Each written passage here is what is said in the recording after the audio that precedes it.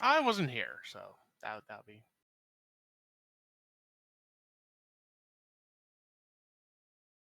Well, we took our ship. We sailed it around a bit. I believe at this point we've landed on the shore. And we started heading into the jungle to go towards a monastery of bird people, which contains ancient knowledge that we plan to plunder.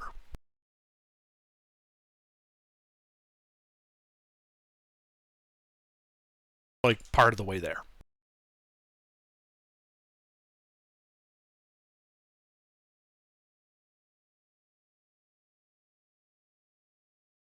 Indeed. Had some scuffles with some drow. Yeah, but we saw them off.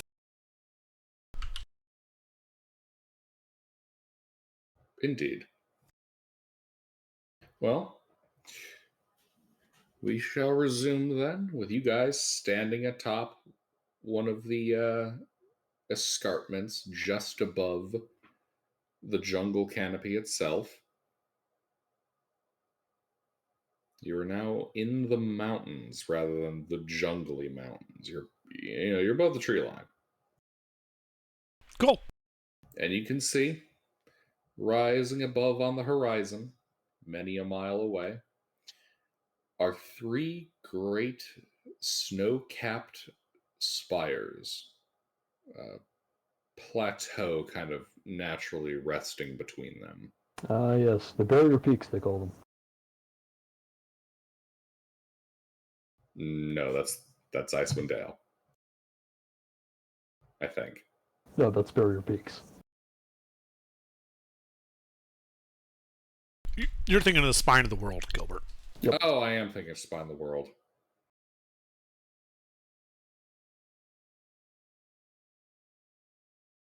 There's a point when the names just get too generic. Well, the barrier peaks were a Greyhawk adventure. That's what it was. Greyhawk.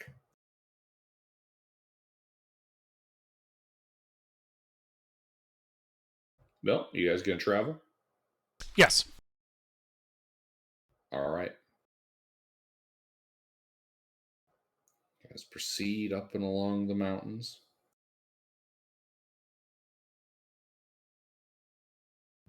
Following the winding trails up and down the sides, and evening rolls in.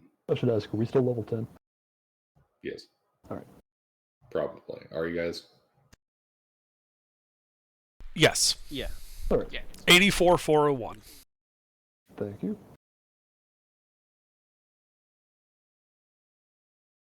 Aha, here we are. An image of our party on the cart.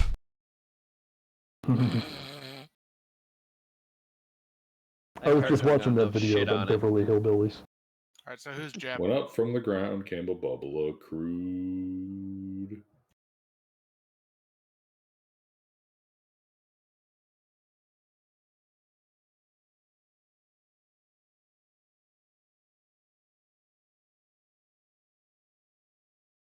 Anyway. So we discover oil, apparently. Yep. All right. And I'll set up a hut, and I believe we'll just set our watches.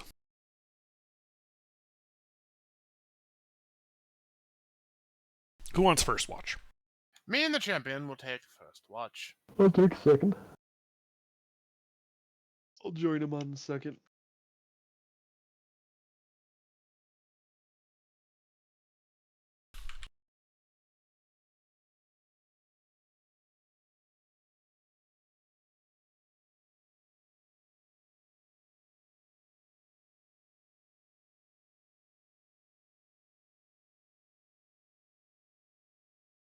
Alrighty. Let's see.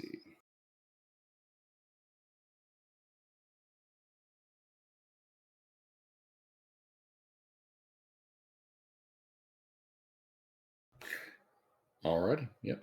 You guys take your watches and sleep and whatnot. And eventually the sun rises on the eastern horizon. You've completed a long rest.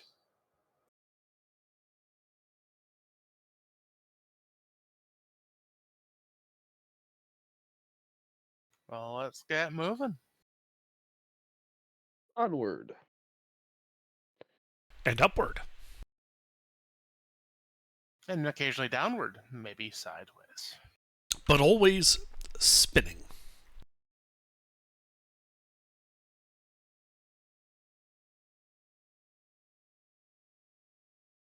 All right, you start spinning, eventually getting dizzy, losing your balance, and falling off the side of the cliff. That is about a scratch. Each one of you falling, breaking your bones, bouncing off the sides, and eventually succumbing to your injuries. I like to roll Stone's Endurance. Party falls on rocks and dies. Well, Sorry, that's what Feather falls roll for. new characters. Joking aside.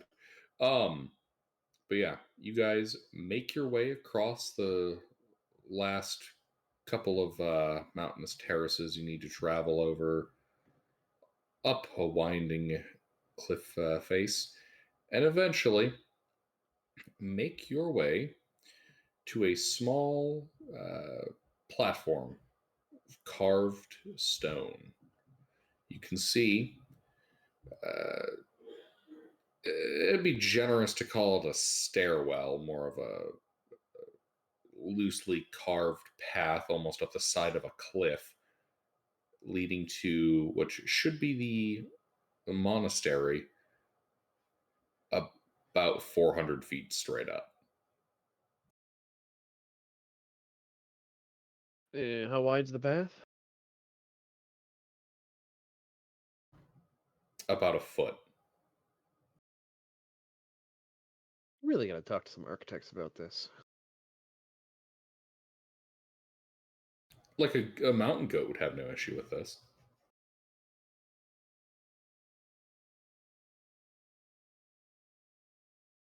$400.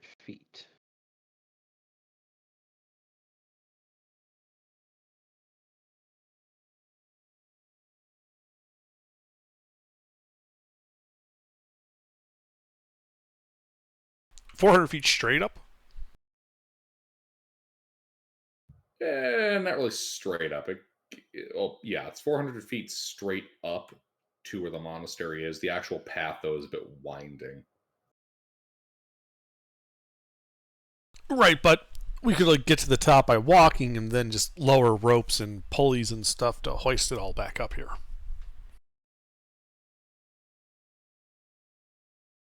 Does it look like the walk up the 400 feet is going to be treacherous, or should be reasonably doable for?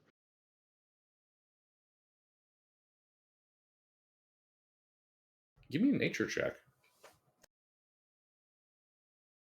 Or a survival check, either or. I was going to say, survival would be much better. And considering my rocky background, I'll assist.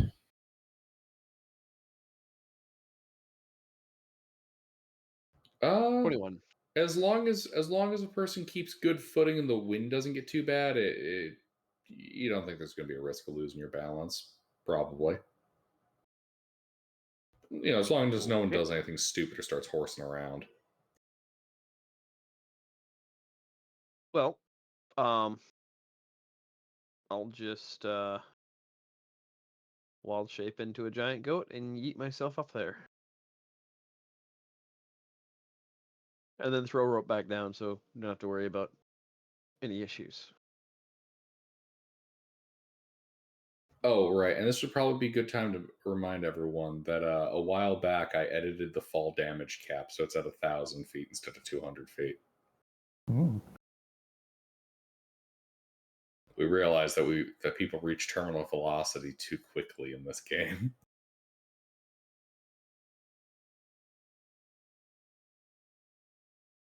Playing some heavy gravity D&D. No, apparently normal gravity. Oh, is it is D&D D&D's gravity is like lightweight. The amount of time it actually takes to reach terminal velocity is a lot more than 200 feet. The amount of time it takes more than 200 feet. I was just mentally visited upon by the concept of the terminal velociraptor. I'm already studying it out.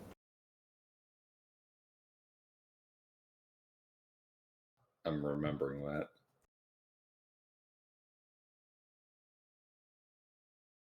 Well, I'll wall shape into something small and just run up there and then throw a rope down to prevent any issues of people needing to make saves. What did it turn into? Mm, Is it a mountain goat?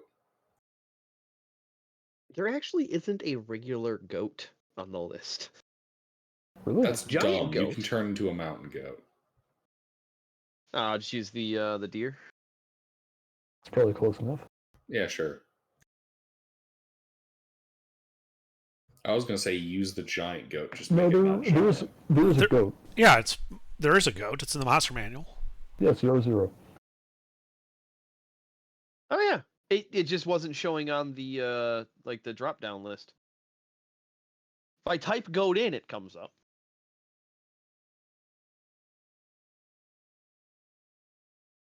Okie doke.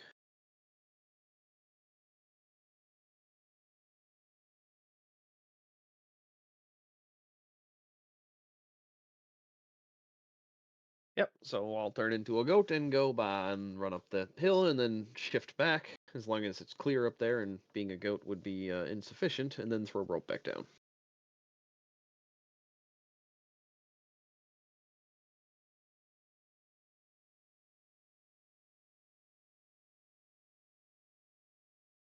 All right, you get up there, throw a rope down.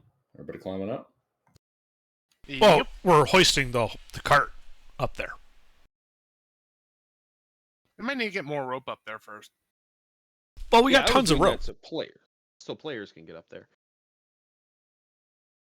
I mean, there's perfectly valid stairs right there. We can just walk up. I thought the point of the rope was so that we could use the rope and the pulleys to hoist the cart up to the top of the plateau. No, Gilbert was making it sound like, yeah, sure, the room seems empty about climbing up the side, so I was throwing a rope down so that everybody could climb up the side without issue. And then we can go back and forth to tie the wagon and do everything.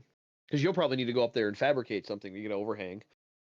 Probably, but I'm just going to walk up the stairs. I'm not going to try to climb a vertical rope. No. The rope. Imagine it like a handrail. It's there to keep you from worrying about falling. That he said that they're steep, cut into the side of a cliff. It's not exactly a flight of stairs. It is a flight of stairs in that there are steps.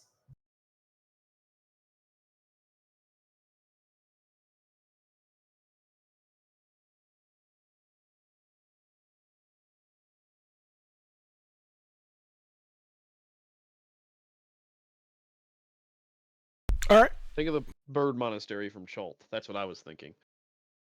Yeah, actually, that wouldn't be a bad way to think of it. Well, then I use the rope that's a handrail and not just dropped over the side to ascend. Alrighty, you ascend safely. High and high.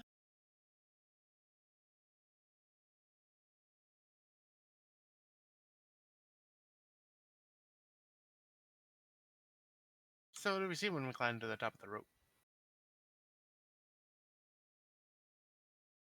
Well, you can see a stone terrace.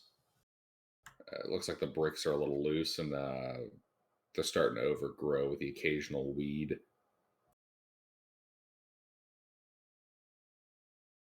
And it looks like there's a lizard folk lying on the ground about 70 feet away. Is it asleep or dead? Well, there's a big spear sticking out of its chest, and it's looking a little desiccated. Is it breathing? No, it's dead. It's No. definitely dead. No, you just need some water. It'd be Does it fun. look like a bird folk spear?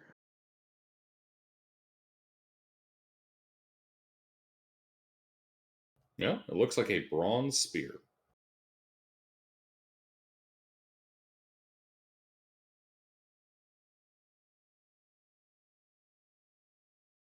All right. Anything else up here of interest?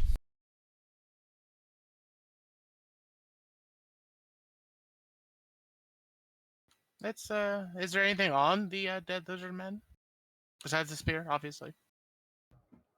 This point, some badly damaged. It looks to have been hide armor, Hmm.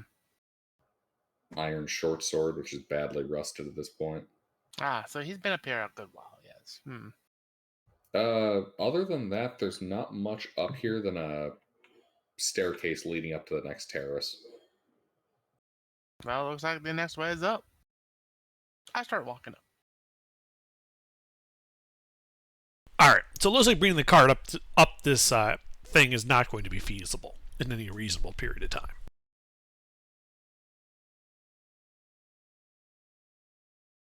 How much? Correct.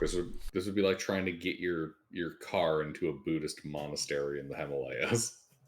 How much canvas do we have?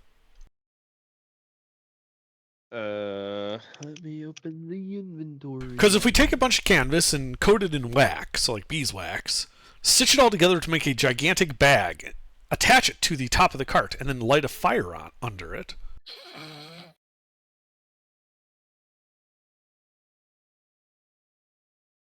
I mean, at this point, that's just a straight upgrade to the cart.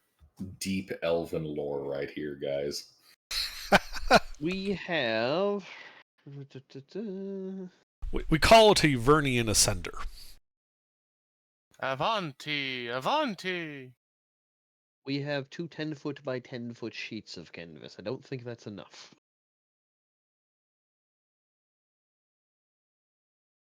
Oh, well, I mean, we do have the two 10 by 10 person, or three 10 by 10 person tents. Wait, how much paper do you have?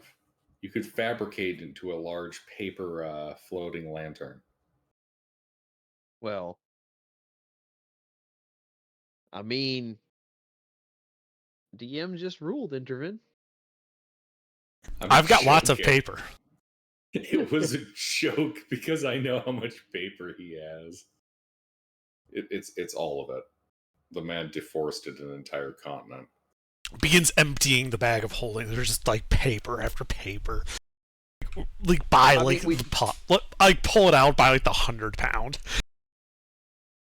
We do have the three tents. They're 10-person tents. No, there's a much more reasonable way to handle this. By walking up the fucking stairs and getting on with the adventure. Well, no, there are drow about. We don't want to just leave our shit here for them to steal. Yeah. What's the ground made out of? In this area we just drove the cart through. Stone. And some gravel. Some very light earth. Enough to mold earth to make a trench we could, put the cart in and bury it temporarily? No, not that much. All right. You could probably like bury maybe a third to half the cart. Okay, and to get deeper, I'd actually have to like excavate stone. Yeah. Would a 5-foot cube of stone, like being removed, be good enough? A single 5-foot cube? 5 by 5 by 5, yes. I'm fairly certain your cart is bigger than that. Well, give me dimensions. Our cart is bigger than that. Yes, I know, but fabricate's limited, and... Well, wait. Fabricate's not limited if you're making something. Like, bigger. Like, build a stone house Yes, it is. around the cart. Yes, You can make a bridge out of it. It allows for that specific example. Wait, so the only thing you can do is make a bridge? Choose raw materials that you can see within range. You can fabricate a large or smaller object contained within a 10-foot cube or 8 5-foot cubes given a sufficient quantity of raw material. If you are working with metal, stone, or another mineral substance, however, the fabricated object can be no larger than medium, a single 5-foot cube. Since it pulls the material from where you're aiming, you can use fabricate to excavate at most. One casting of fabricate is 1 5-foot cube of stone excavated.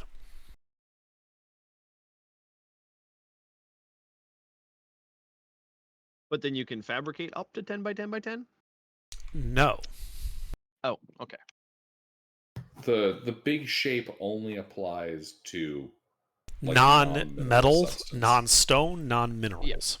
So you gotta use one, basically. Yeah, Yes. So you can fabricate like a wooden bridge, but you can't fabricate a stone bridge. Correct. Or a rope bridge. What about Or half a ship. trees around, right?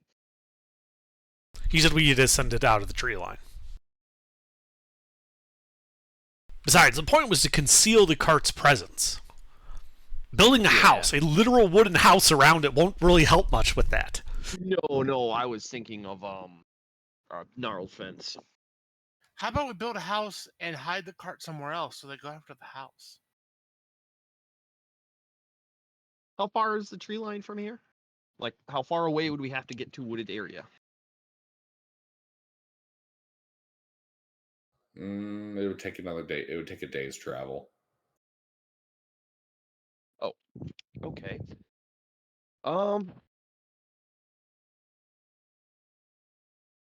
It's a shame. There's a druid spell specifically for what we're doing, but I don't think it's of a level our druid can cast.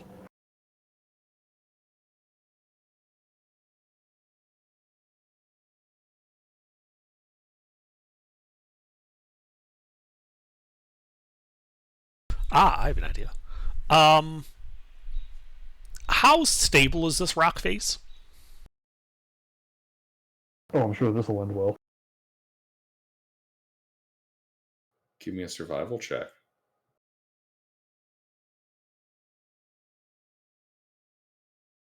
Do you want me to make the survival check?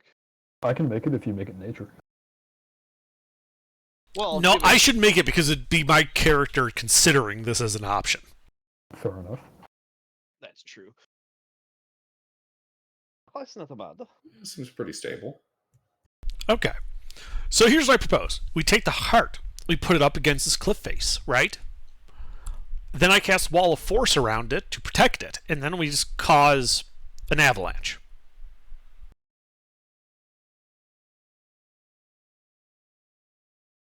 It seems like a... What happens when Wall of Force goes down? Well, hopefully by that point the rocks will have formed like a stable thing around it and it doesn't just crush all of our stuff. We make Yeah, a pocket, technically. yeah. Yeah, if you make the wall of force at like an angle, so the rocks would all kind of interlock with each other, not a square with a weak point at the top.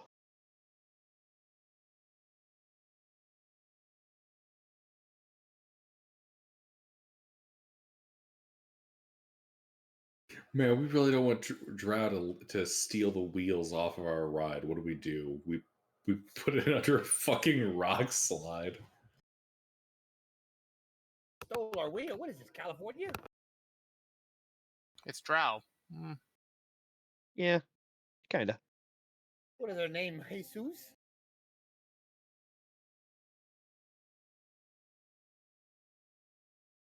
I think it's pronounced Jesus.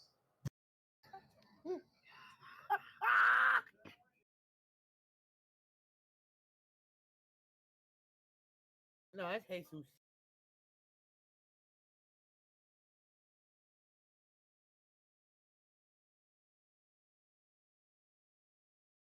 Didn't offend nobody? Damn. I'm thinking I might have more ideas. Give me a minute.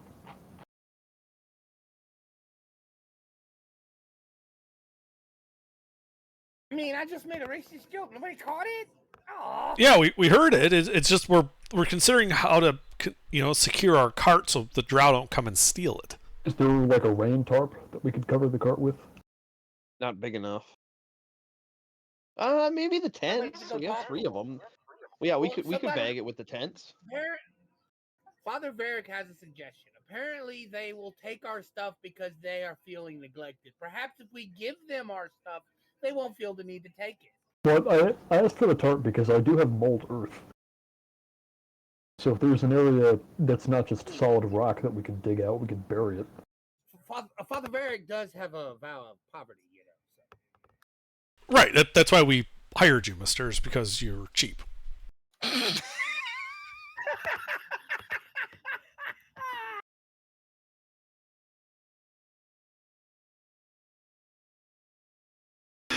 I already asked that, Pete. He said that it'd only be like half the cart's depth before it would hit solid stone. And how many castings of fabricate with 5-foot cubes would I need to bury the cart? Bury the cart. I mean, let's see, the sizes. You'd probably need 4 castings.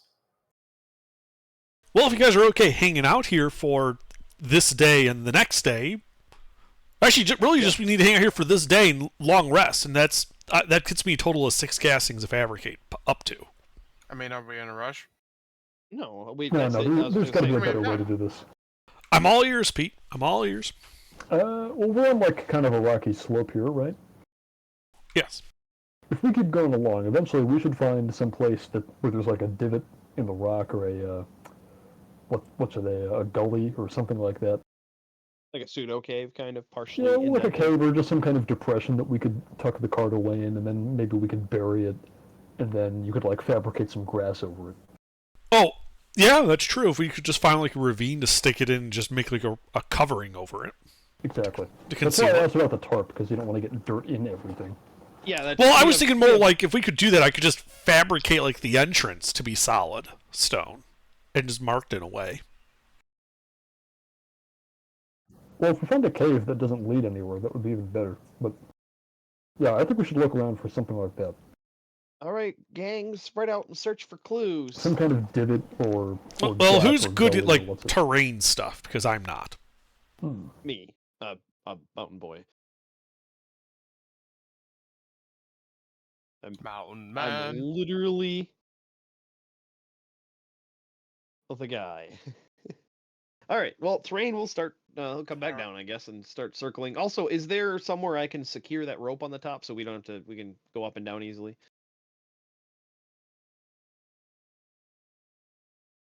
couldn't we Gilbert, draft the cart and stuff? Oh, I'm sorry. Repeat. I asked, is there somewhere up on top I can secure the rope? Because I was assuming I was anchoring for them. Is there somewhere I can secure the rope so that everybody can go up and down this face easily? Yeah, there's a big rock. All right. I tie it around the big rock and I head down and start going, east and west around the stairs, looking for a suitable spot to shove our cart in and put it in storage, so to speak.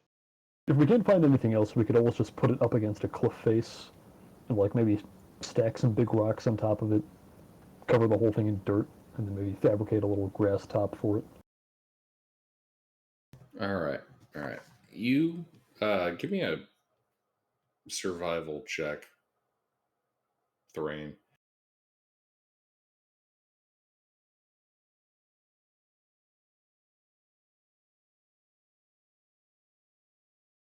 All right. And then also Wanderer would help me a little bit. I wouldn't think give me advantage, but now I want it to give me advantage. I have excellent memory for maps and geography. I can always recall the general layout of terrain, settlements, and other features. So around me. you follow the natural curve of the cliff face a little bit, and you find a shallow cave covered by gray tarps, kind of flapping in the breeze.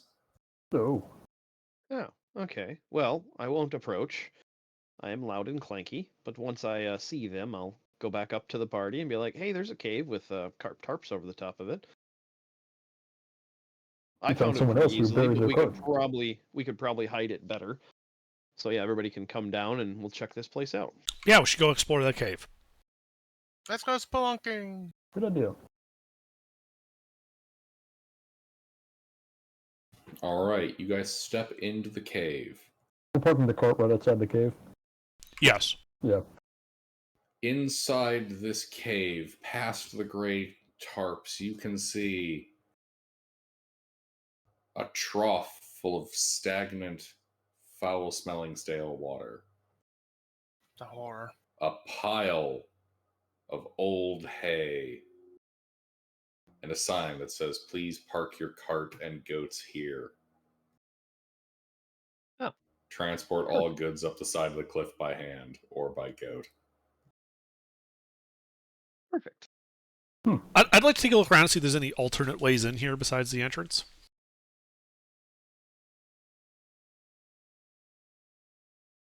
Like investigating for secret doors. I will Give me also an do that. investigation check.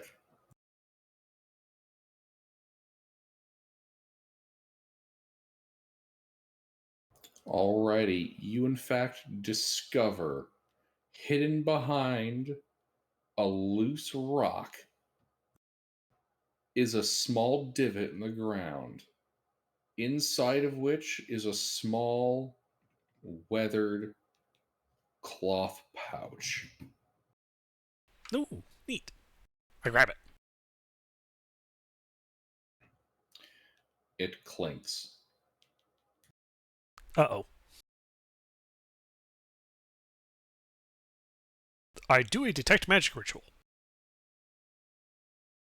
Oh, okay, you detect no magic. Alright, I open the pouch.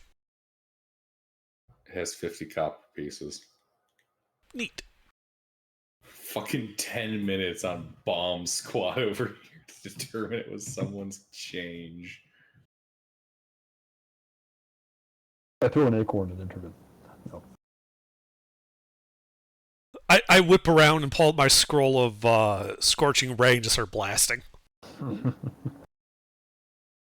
never take me alive. All right. The spell strikes the cart, burning the wheels clean off.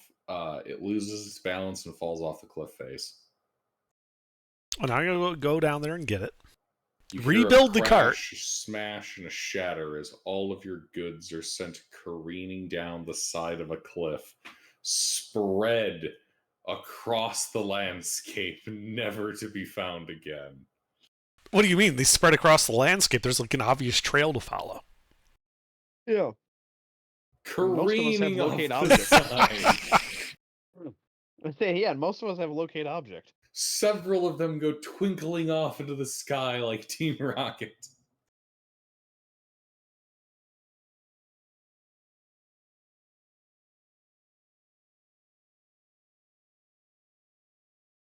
Alrighty. What?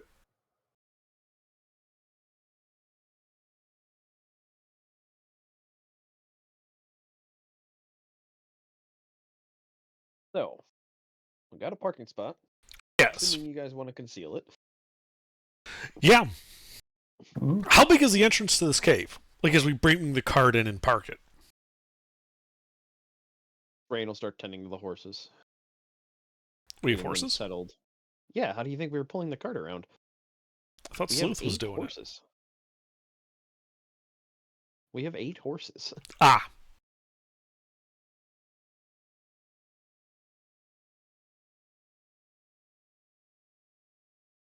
Well, do we want to bring the horses with us and like ride them or something? We could. There's enough of us. Mm-hmm. I'm thinking that might be better because if we leave them in here, they might starve to death by the time we remember to come back for them. Yeah, no, we don't want to abandon the horses. Yeah, we could end up getting teleported across the world again. So how big is the entrance to this parking zone? Big enough to get the cart in. Yes, but I'm actually limited by feet, not big enough. Well, it's got to be large enough to accommodate a large creature, so it's at least 10 by 10.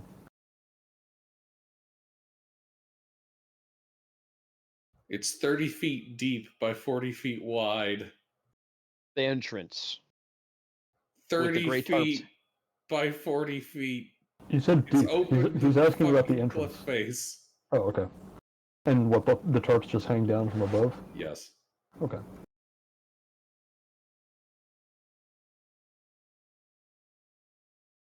I mean, guys, we found this with me rolling a fucking 1.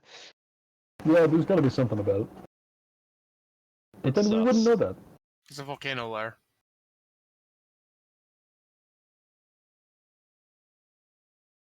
Maybe the bad thing about it is that it seems too good to be true, and it'll make us suspicious, but there's actually nothing wrong with it. Mm-hmm. Ah. So that's then okay, volcanoes trust. because I have fabricate. We're always suspicious.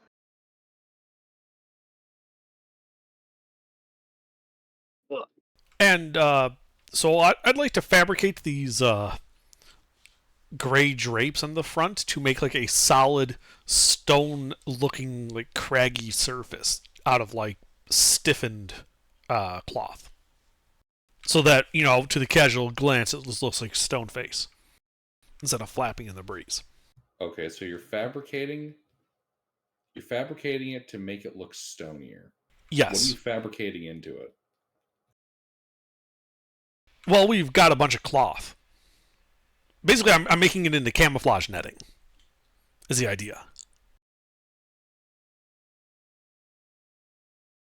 To conceal the presence of this area. Okay.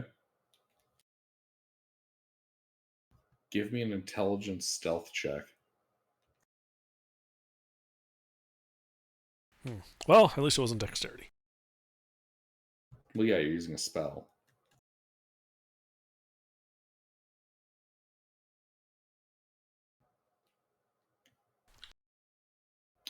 Intervene, you've sealed yourself in.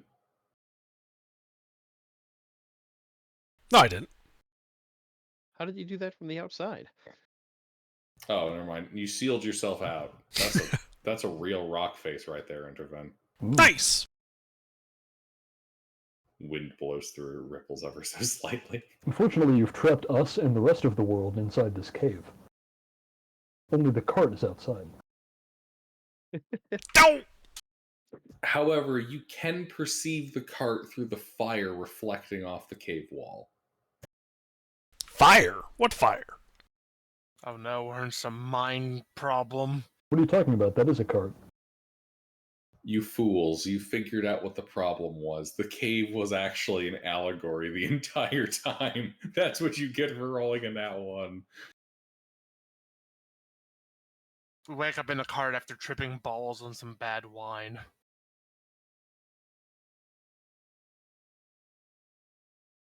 Alright, well, now that we've concealed it, let's go. I just got this really good idea for how to structure a society. See, there'll be these people called guardians, right? And they'll be raised from birth to be perfect leaders. I don't know. All right. What happens if they Plato, turn get out the evil? fuck out of here. Plato, are you resenting the Athenian democracy again? No.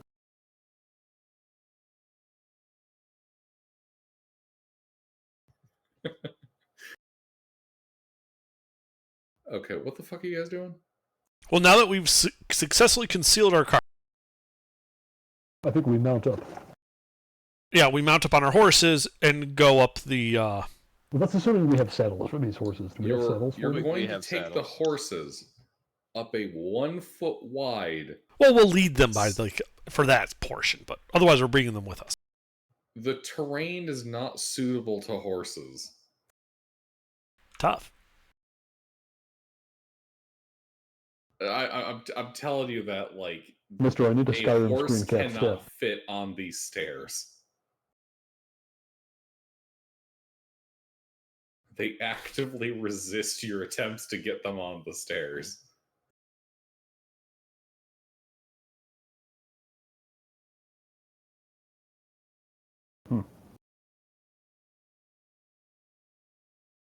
All right. Well, I guess I will set out food for them. I'll keep them in the cave.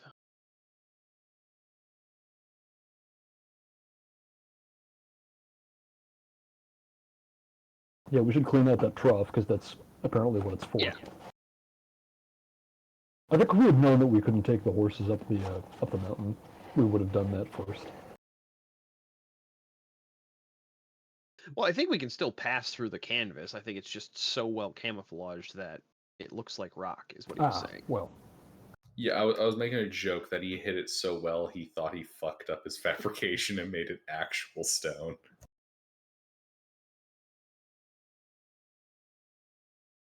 Okay.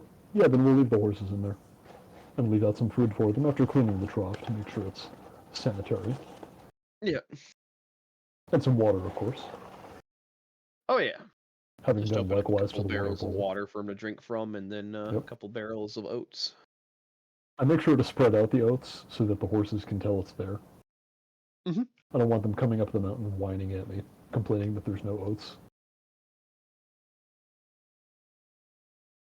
As long as there's honey bunches on that, they'll be fine. Mm. Yeah, I sprinkle in some clumps of sugared granola for flavor. And some almonds. And dried strawberries. Are you making a bowl of cereal for us or for them? No, for them.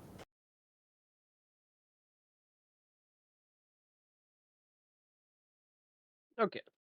Horses dealt with, let's go up.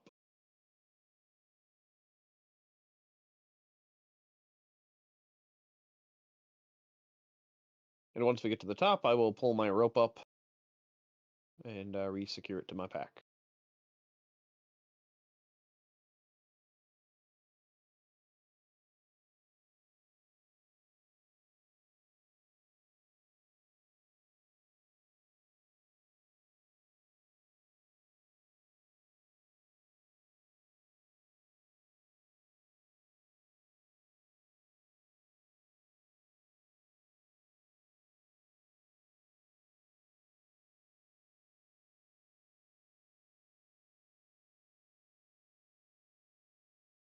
Indeed.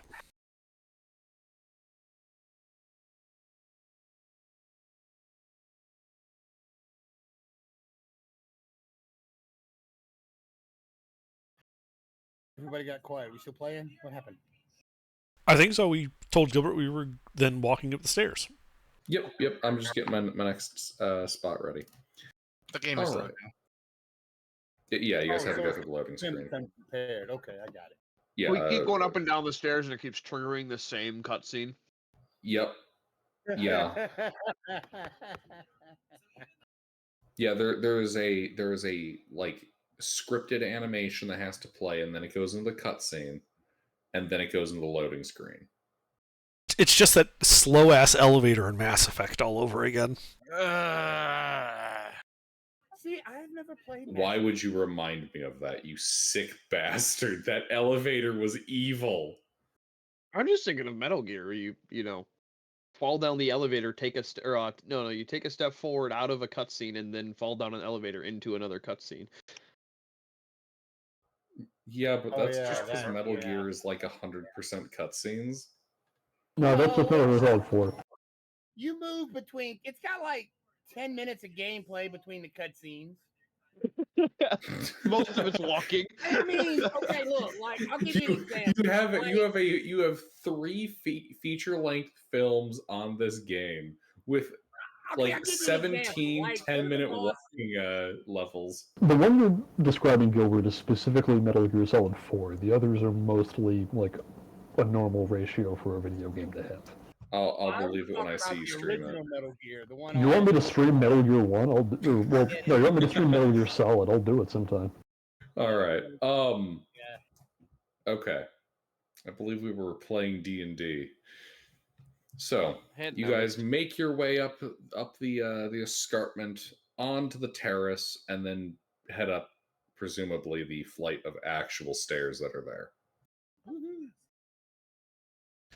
You can see ahead of you on another one of these mountain terraces heaps of ragged cloth, weapons, and bodies. Looks to be that several dozen lizard folk and looks like some kind of humanoid bird fought and died here.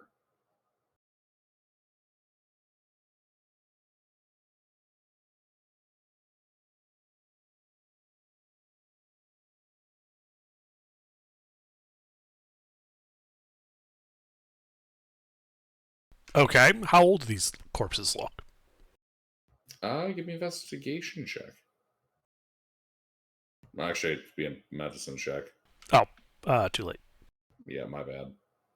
Let's see. So medicine is only +1, so that'd be a 17. They look to be several months old. Ah, all right. Surely this doesn't portend anything bad. We should loot the bodies and move on.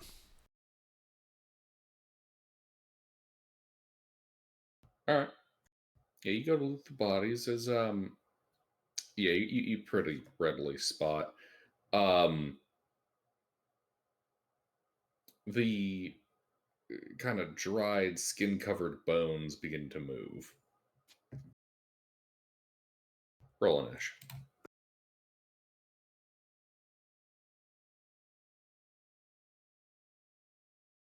Oops. How I many deploy my fucking arm. apprentices do you have? I brought the ship's crew with us.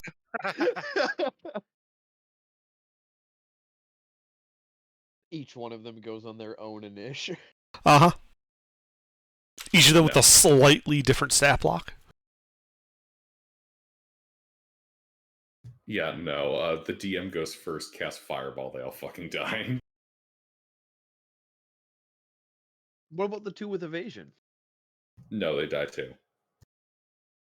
That's The just the wizard who mean. cast Fireball has a special feature that lets him ignore evasion.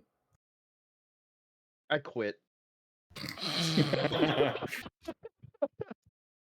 mean, he could just like let you meet the old man in the chair. I don't know if y'all have ever played a game like that though. Oh no! I have the perfect way to negate the rogue's dodge. They have a Fireball, Pork chop, the mister. Wisdom save that causes you to be frenzied. Yes. Initiative. Oh, okay. Faradul? Aha.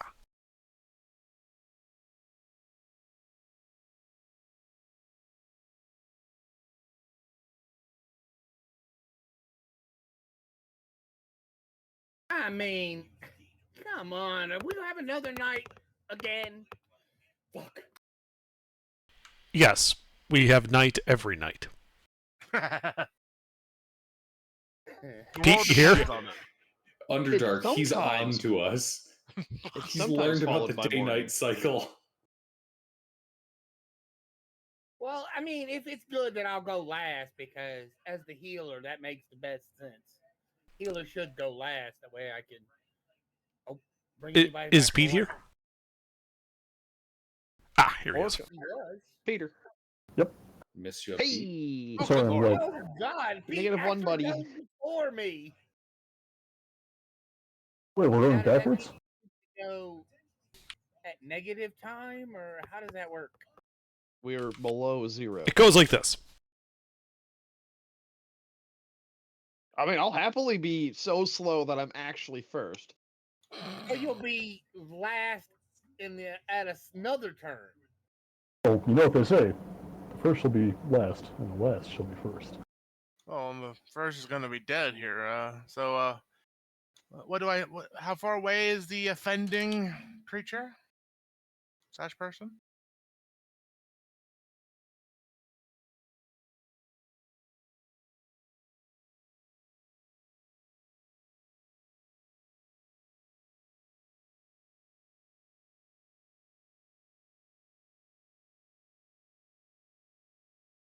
Yeah, but 1 second.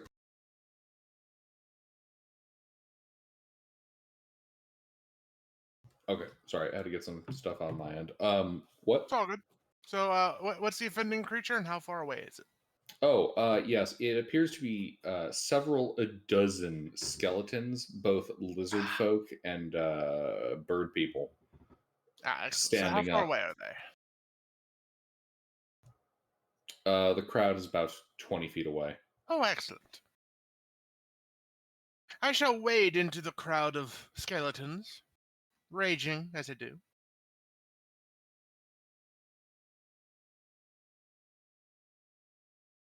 Indeed. You Mhm. charge into them. unholy necrotic energy burning in their eyes. Yep. That's 3 hits. Oh, excellent. And I'm gonna. They're all the same AC, basically, right? It's a swarm. Okay, fair.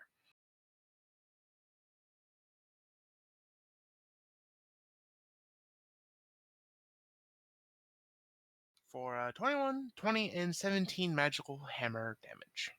Damn, yeah, you go smashing into the horde of skeletons. Excellent. And that is the end of my turn. All right, these guys. Well, they're gonna done come up and fucking kill you.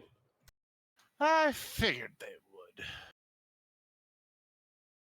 Yep, so they're gonna swarm you. Uh-huh.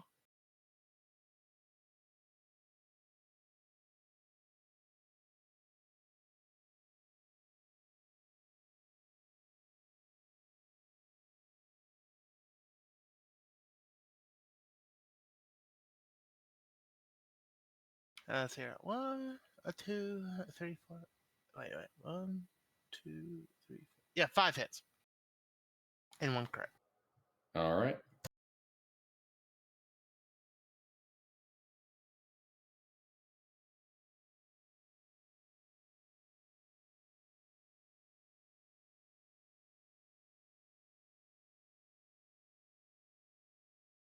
That's a mixture of piercing and bludgeoning damage.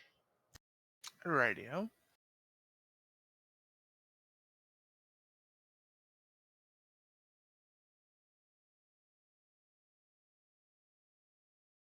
And then another 12.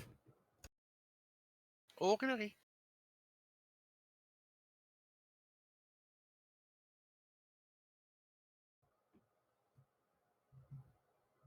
Oh, right. One other thing.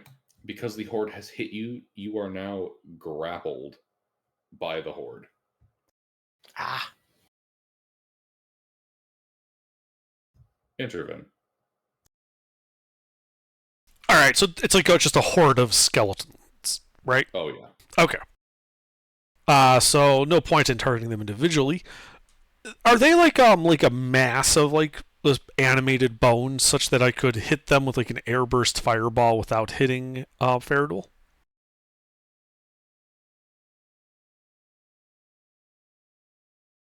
No. Ah.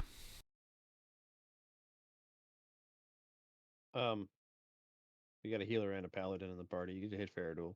Yeah. Uh-huh. All right, I cast fireball right into the midst. I'm far enough away where it won't hit me, right? Well, you're 20 feet away. Yeah, I'm gonna back up a little bit more just to be safe. So I'm like 40 feet away from this guy's, and then yeah, fireball detonating in the center of that mass of bones, swapping it out for bludgeoning.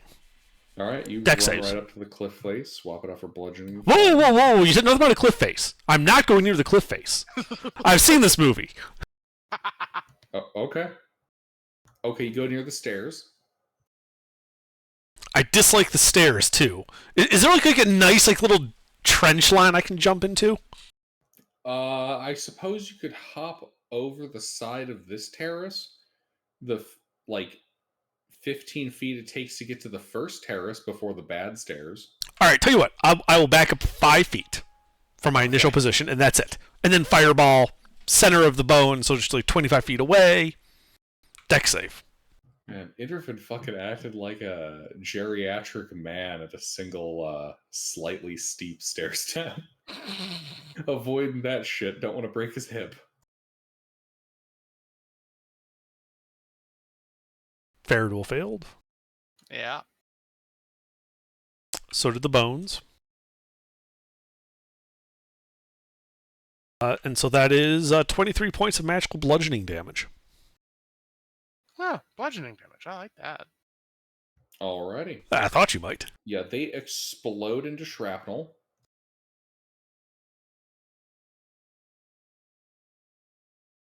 That's it for me. Faradul, you take 14 points of piercing damage as bone shards splinter into you. Oh, goddamn shrapnel.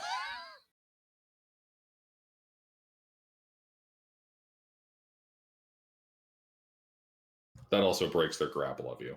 The horde looks thinned out to the point of being about half staff. Or it's half the horde it was before.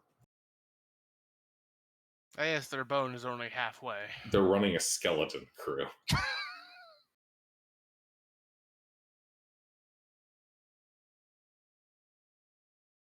Unfortunately, these jokes aren't very humorous.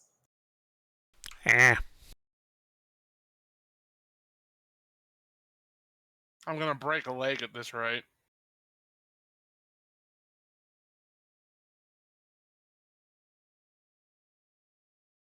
All right. Isha.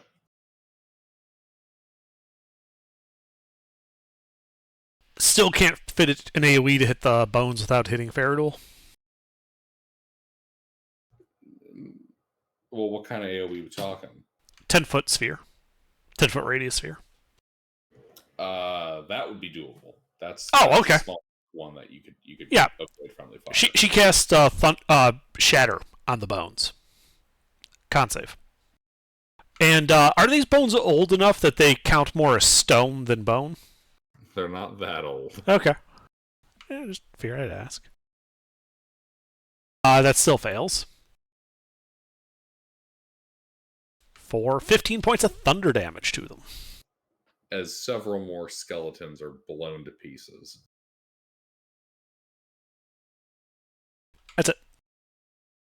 Champion. He sees the magic being laid down over there, and he's preferring to stay where he is. Shoot some arrows. Oh, yeah, he could do that, yeah. Fine, he could be a little helpful.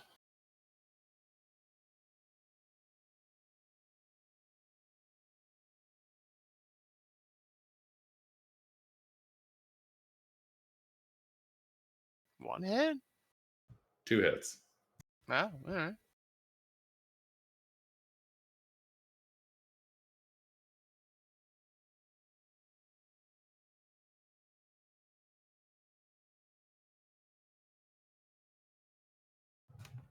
Alright. A skeleton falls. It doesn't appear particularly effective. I mean, it's only a little short bow, but yeah. Physics engine goes nuts, though. Ah, of course. Fucking collisions. Yup. All I can That's hear his is turn. the certainty monitor in the wall. I was thinking more what happens in Skyrim with those fucking bones.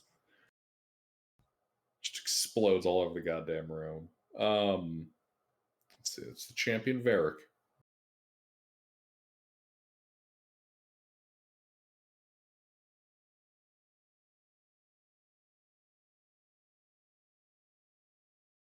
Varric. Varric dodges. Amtar. Let's see. Amtar. Does he have? He does. He also casts Shatter. Con save.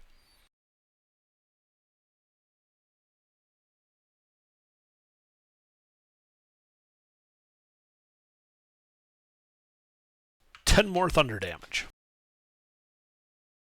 That's it. Another cluster of skeletons explodes. They're looking pretty thinned out.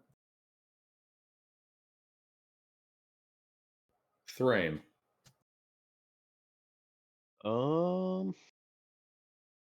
Ba-da-ba-ba-da-da.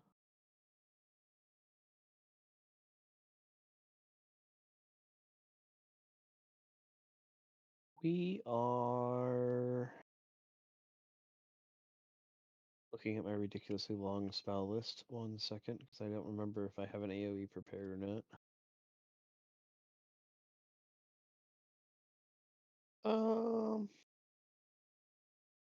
Yeah, I can walk up and do a 3rd level Thunder Wave.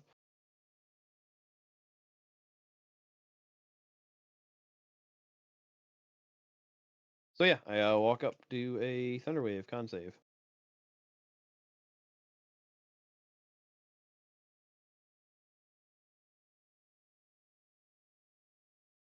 I have to roll that? No, I walked No, up, you're so good. I'd be like Okay. alongside you. Excellent.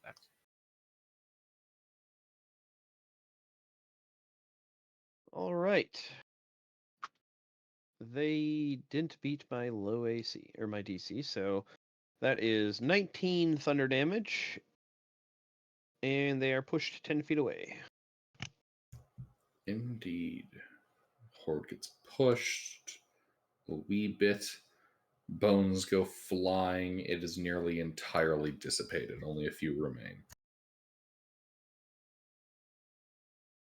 Pork chop. All right. Okay. You said only a few remain. Yep. How many is a few? It's a horde, not Oh. many. Oh, okay, right. We're treating it that way. Yes. I guess I will just toss axes into the horde then.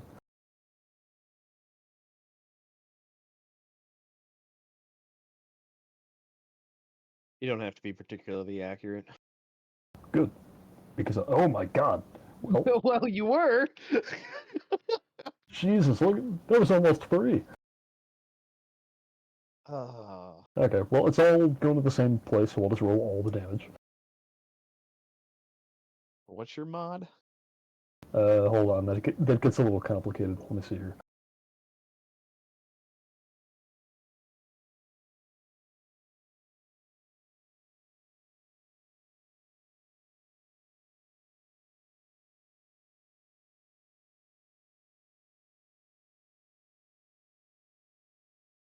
$70 slashing damage into the skeleton horde. That's 3 axes, by the way. Basically. Shame.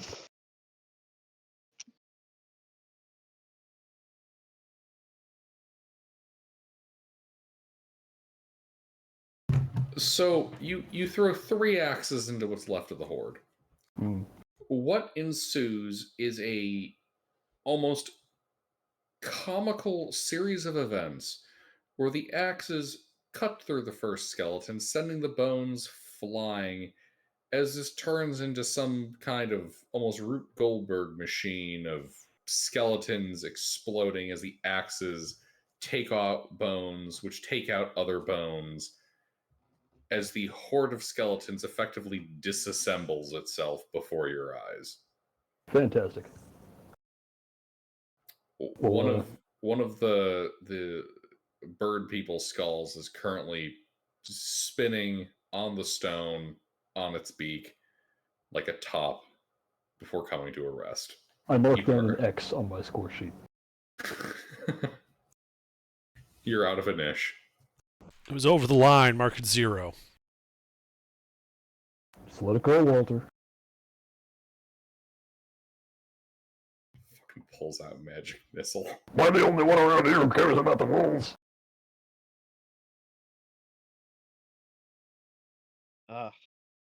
Hate those guys in pool.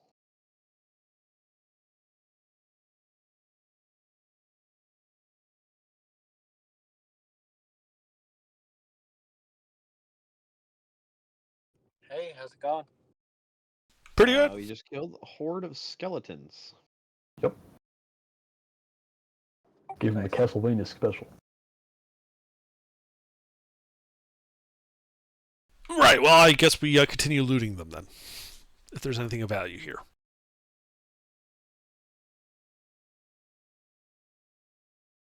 I'd like to take a selection of different length femurs and build pork chop and a xylophone with his kill.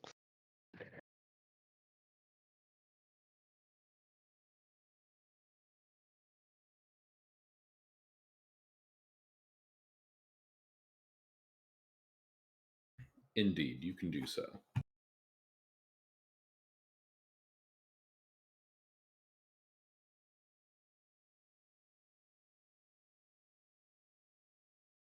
Well, now I got somebody to play my drums for.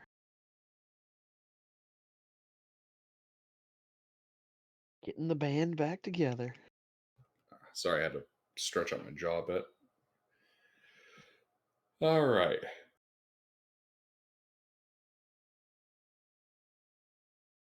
But yeah, silence, save for the sound of the wind takes back over this mountaintop terrace. Anybody else just smiling and amused at the fact that we just killed that horde in 6 seconds flat? No, that was exactly 10 seconds. We took the whole round. Yeah, round is 6. Oh, yeah, right. Sorry. In my defense, the game I'm writing has 10-second rounds. Ah.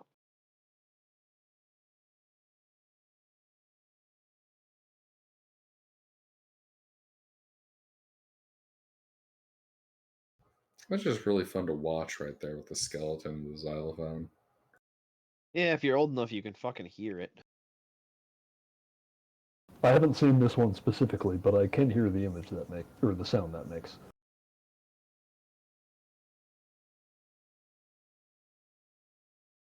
It's like pseudo nails on a chalkboard. Oh, come on. It's not that bad. No, it doesn't bother me like that. Oh, it bothers me. What, a xylophone? High frequencies, in general. All right, good to know. All right, so A what do high-pitched we sonic find screamer is leaving- deployed at your feet. Well, it wouldn't bother Thrain. Thrain's ears begin bleeding. So it wouldn't bother him. So, what do we find going through all of these corpses?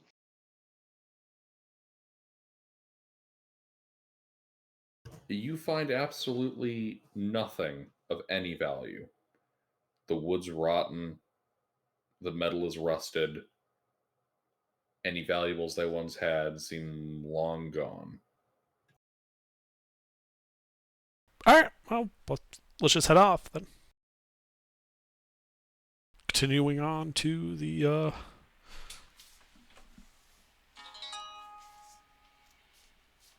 monastery of bird people.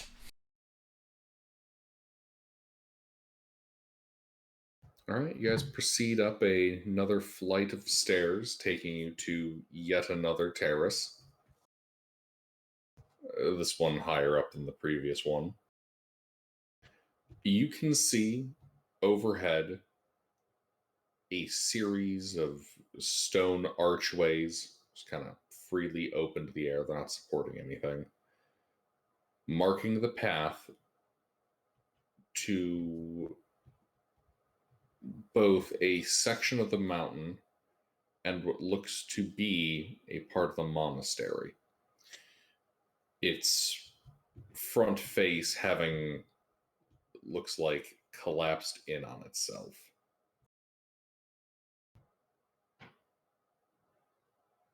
Well, that's less promising. Let's go.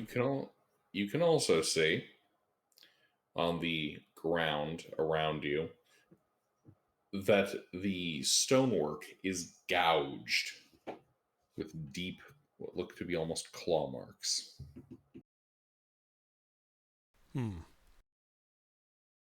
Hey, does anybody who actually knows stuff about animals able to identify what might have made those claw marks? Well, I could take a crack at it. If I can use survival.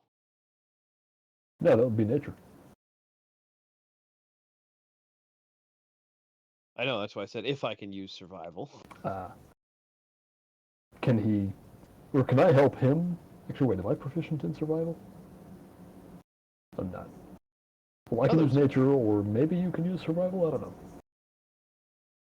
Could I aid his nature check with my survival? Sure. Yeah. You might be better at survival than I am at nature. Pete, you can get advantage on that nature check from his assistance. Yeah, but it's more of the nature that's the check we really need for this. Survival is, surviving. Okay. Oh, well. Another net 20. We're equals. My survival's +5. Okay. All right. Yeah, you see a series of these deep gouges in the stone. So the deeper ones being about 3 inches. And you deduce that these were, in all likelihood, caused by a dragon.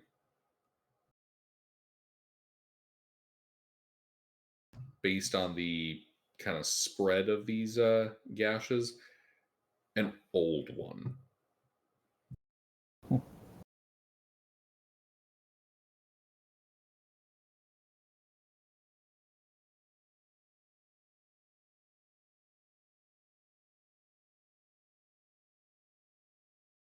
And Thrain will make a joke. Good thing we don't know any dragons.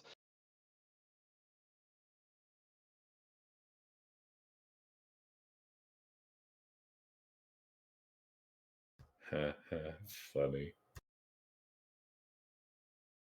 Then Thrain will kind of look around. Why is nobody laughing? I thought it was funny.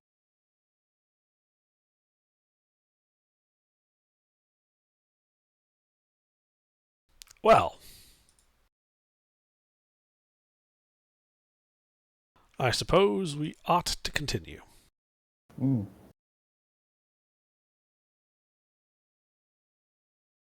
How does one get through the doors? That is a good question. You can see stone flinders kind of sticking out of the pile of rocks that was once the entranceway.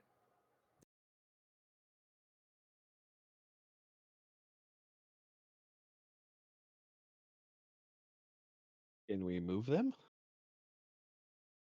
Are you? I'm asking if it's possible.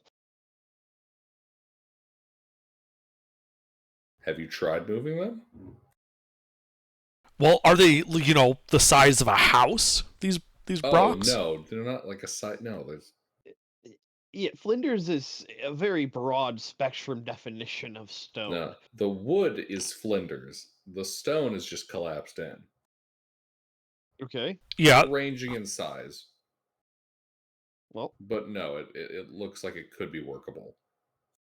then yeah, we'll move the stone out of the way.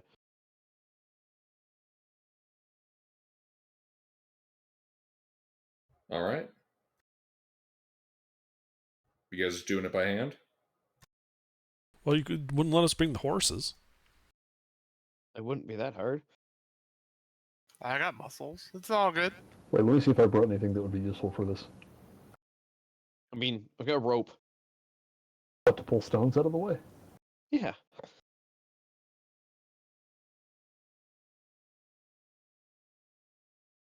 You use rope and you work your way from the top to the bottom. You just pull the stone.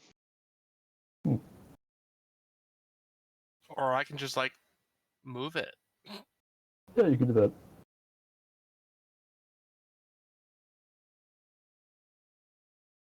Well, I'm assuming it's going to be a team effort. We have Fea, Faradul, myself. I think it's doable. It's just a matter of what the doing is going to be and how long it's going to take that we're waiting on. Mm.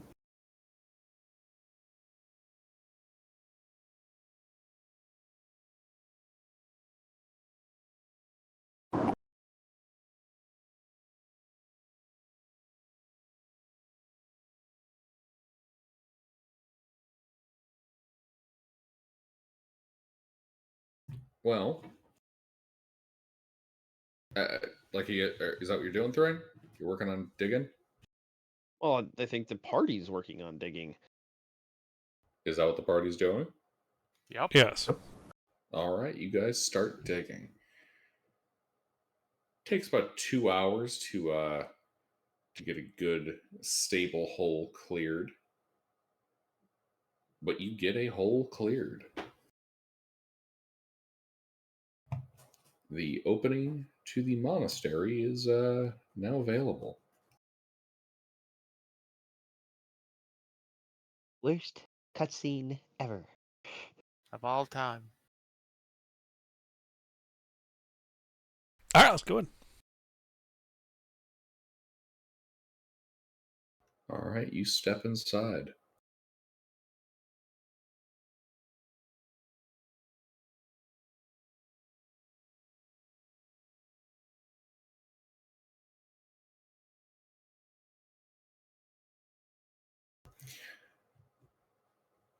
You step into you're in a long, narrow chamber running east to west. In the center of this apartment is a domed shape on the floor. In the east wall is a blank-faced stone door. The west end of the room is blocked by...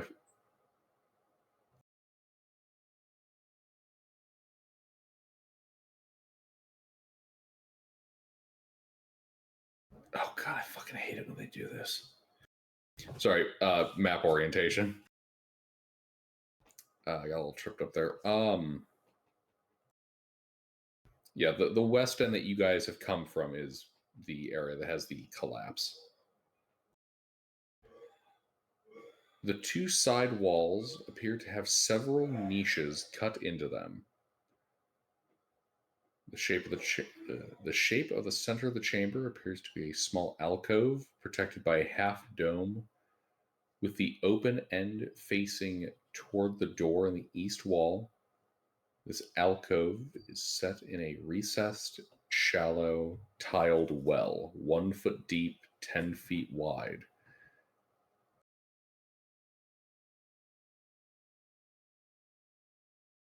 My god, what a fucking... You know what?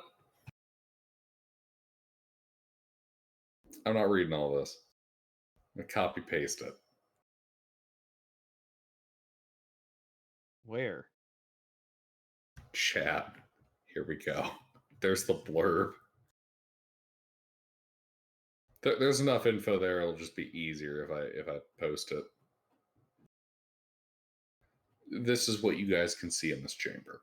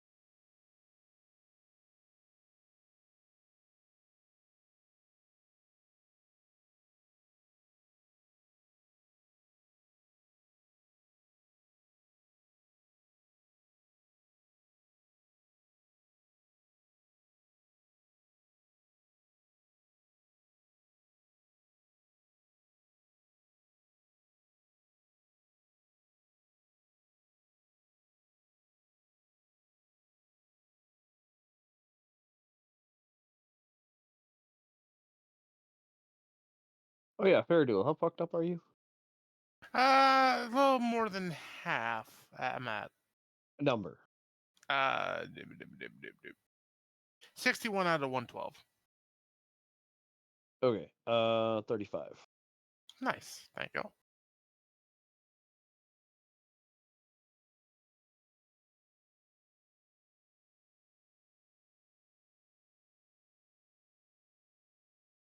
There's 65 points of lay on hands. Might as well fucking use them. Well, I'll do a detect magic ritual.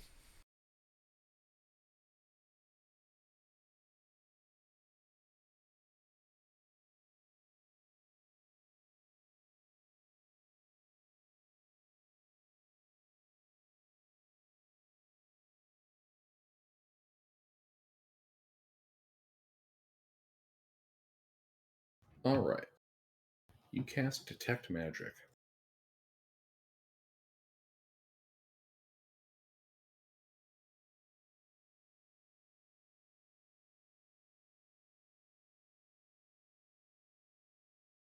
The half dome in the center of the chamber, the space within radiates magic.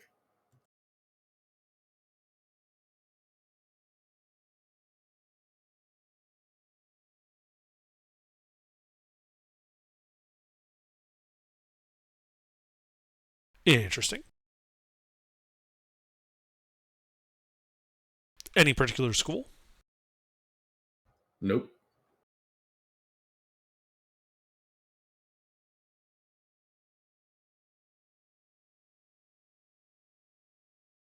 All right. Well, I guess I'll.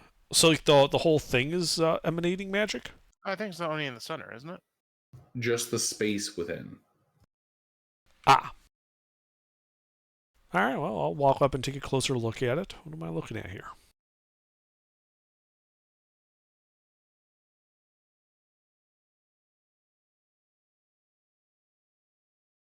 What you're looking at here is a bronze half dome. The opening is facing that wall to the east, and it is set into a shallow, tiled well, 1 foot deep and 10 feet wide. The area of the alcove itself being 4 feet high.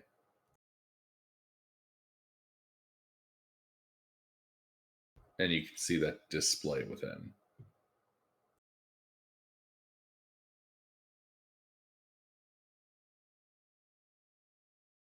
And it's emanating magic. Yes.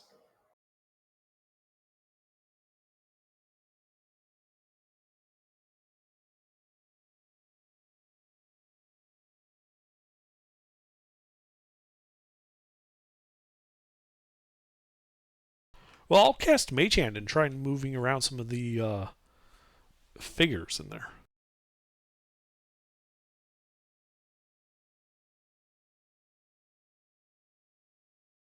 All right. You cast Mage Hand, begin moving them around.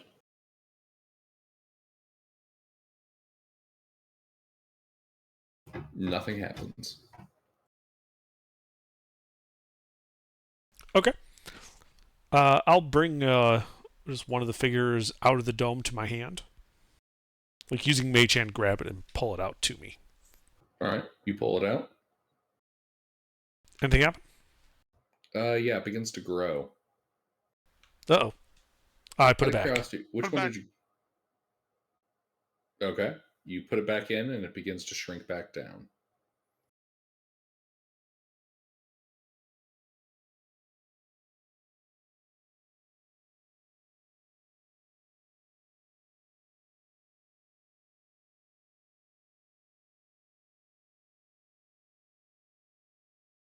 Interesting. Mm-hmm. Does it look like Druid craft? No. Okay.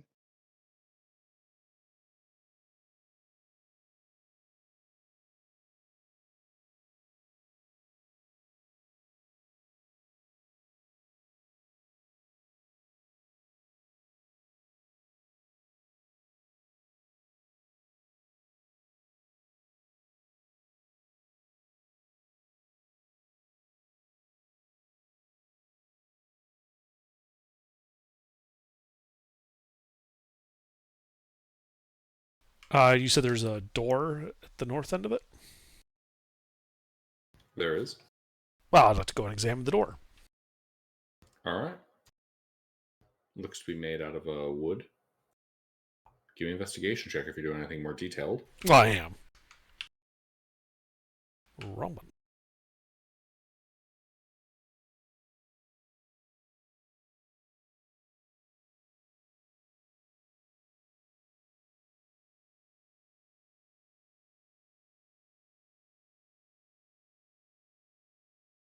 You are not detecting any traps on this door.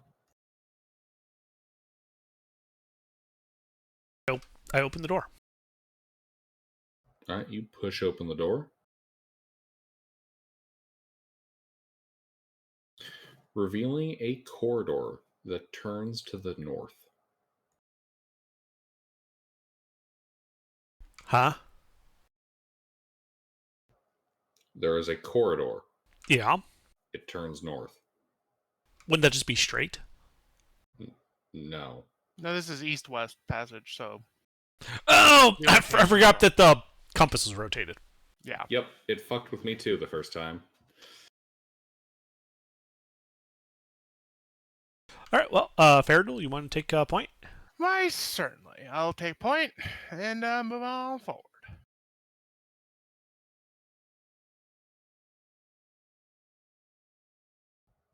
All right, you start walking forward.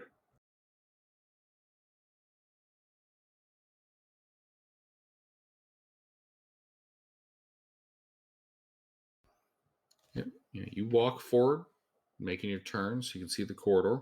Mm-hmm. And you see that the stone walls of this corridor are carved to resemble a stack of bamboo like logs.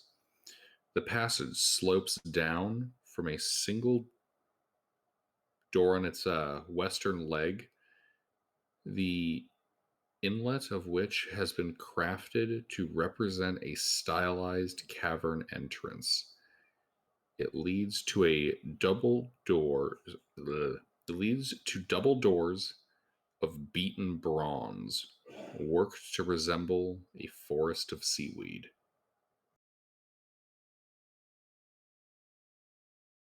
Hmm.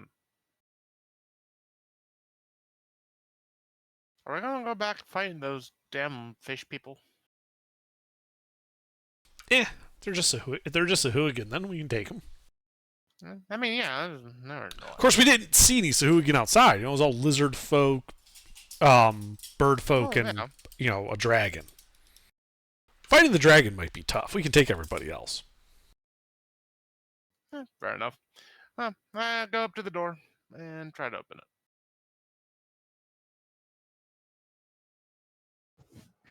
All right, you walk forward.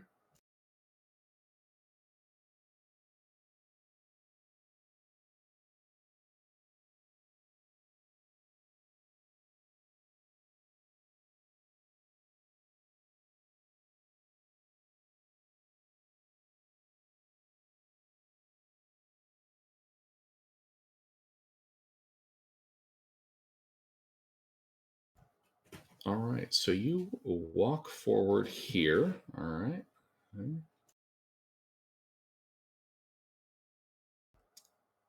Uh, guys, what is your marching order? Actually, I should be covering that too.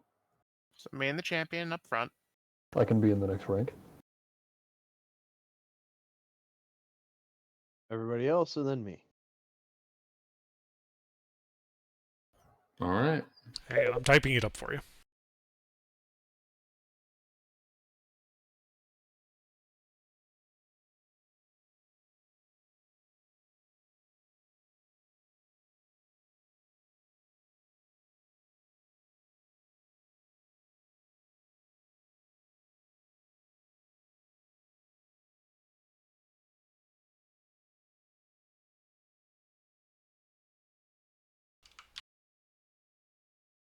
Everyone okay with this?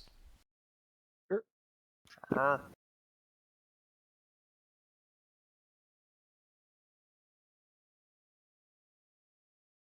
Alrighty. So you guys are walking forward when Faradul and the champion step onto a pressure plate. And those kind of fake carved bamboo pattern on the walls, a pair of them push out on hinges. Let's see. So were they trying? This would swinging at us?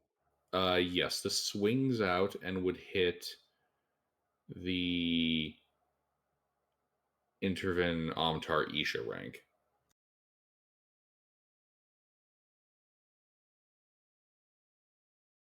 Dealing 4 points of bludgeoning damage to you three and pushing you 5 feet forward. And kind of down this ramp a little bit. The passageway behind you is now blocked. By what? Bamboo. What I just described. The stone bamboo carvings. You can see, however, there is a 6-inch gap beneath the logs.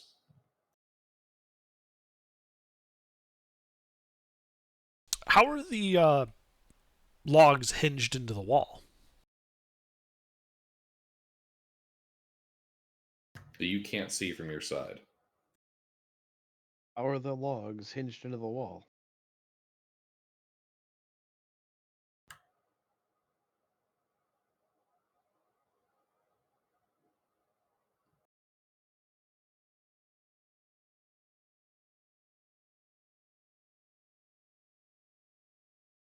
I'm going to go with a piston.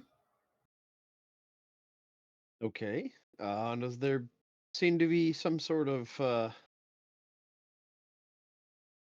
something or another that I can break or damage to get them to go back into the wall?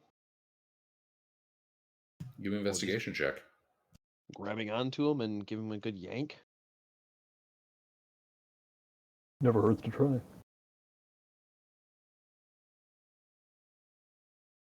Okay, which side of it am I on?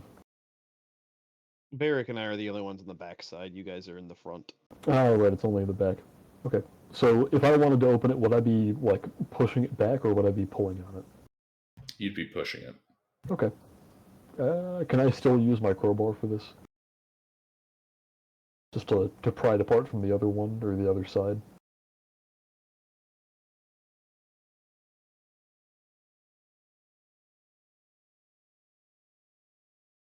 There's a gap on the bottom. You could use Yeah, for there's a leverage. 6-inch gap, although not really certain how a crowbar would help you push these Well, back up. if you push the crowbar into the middle between the two logs, right? Because do they go all the way across like one piece, or are they split? Is there a seam anywhere? There's a seam down the middle. Oh yeah, then I'll use the crowbar to pry Right. it open at the seam. Yeah, you put it in the seam, and as you Okay. bend the crowbar, Okay, I you're see what you're applying going for. differential force, one forward, one back on the two doors. Okay, I see what you're going for. All right, yeah. Yeah, you can use the crowbar.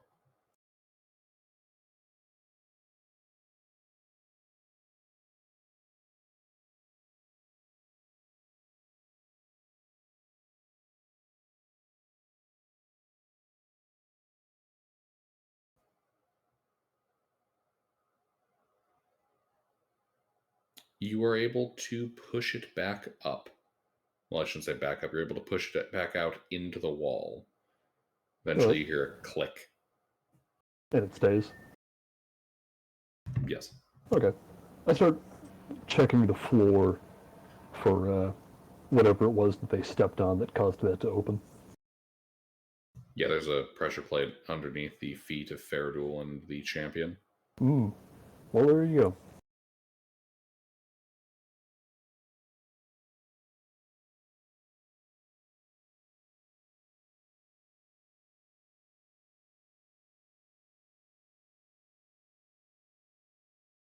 Yeah, so don't step on that.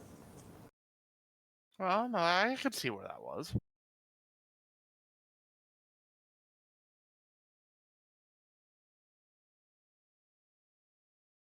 Takes I out saw it. spray paint, paints the edges of it so we can see it easier. There we go.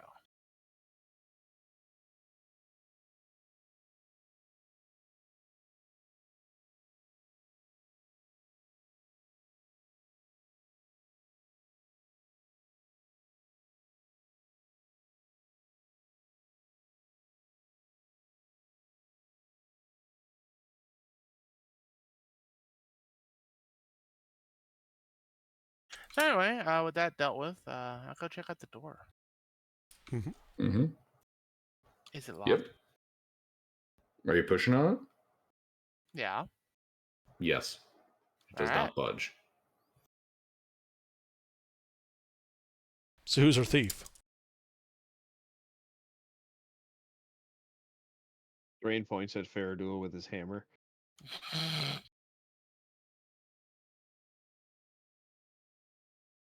Wait, I mean, not did wrong. you seriously not build a rogue? No, paladin. Oh, Yeah, delay on hands. I just thought he was cheating. Okay. Yes, I built the paladin rogue multi-class. 1 second. Yeah, I know. He was cheating, and I was just totally fine with it. Yeah, sure, totally.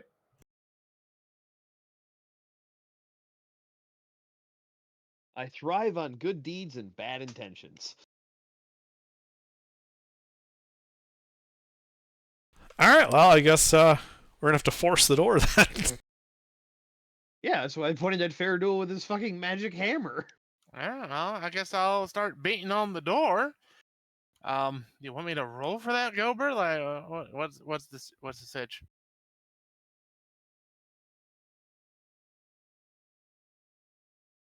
I'll hand wave. With enough beating, you'll be able to beat it open. Indeed, you abuse this bronze door and its carvings until eventually the lock breaks and the doors swing apart. The room beyond is constructed of large stone blocks, but trussed in the corners. The walls are wet and slimy, and mud covers most of the floor in a thin coating. To the east and west may be seen stone doors recessed into the wall, and to the north, a set of stairs leading down. In the center of the chamber sits a large, polished boulder amid a pile of smaller round rocks. The boulder is 5 feet tall and colored brown with dark streaks and spots. Leaning against it is what appears to be a wooden staff. In the mud around the base of the boulder, you can see a moving shape like a big lobster. It's facing you and seems to be aware of your presence.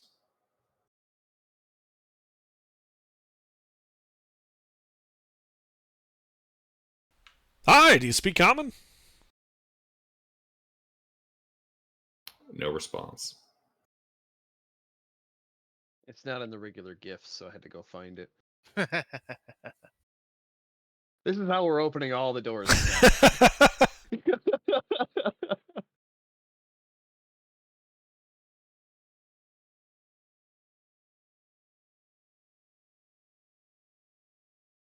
God, I love that film.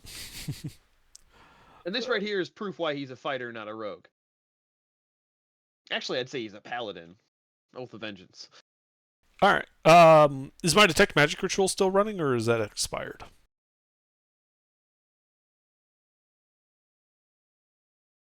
Detect magic is still running. Not for much longer, though. Anything in the room magical?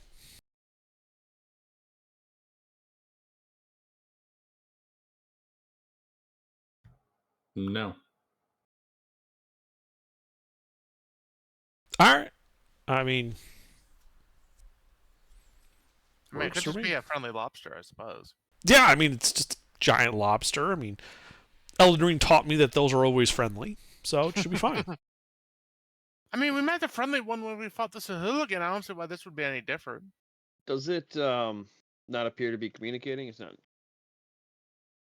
It's just chilling there. Well, it's just chilling there. None of you have entered the room yet. I'll enter the room. All right, you step into the room. Out of curiosity, does anyone speak Ulman? Nope. Indeed. Yeah, the big lobster begins screeching in a language that you don't know. Ah. I begin Okay. ritual casting comprehend languages. I step out of the room. While he's doing that, I'll begin ritual casting Speak with Animals.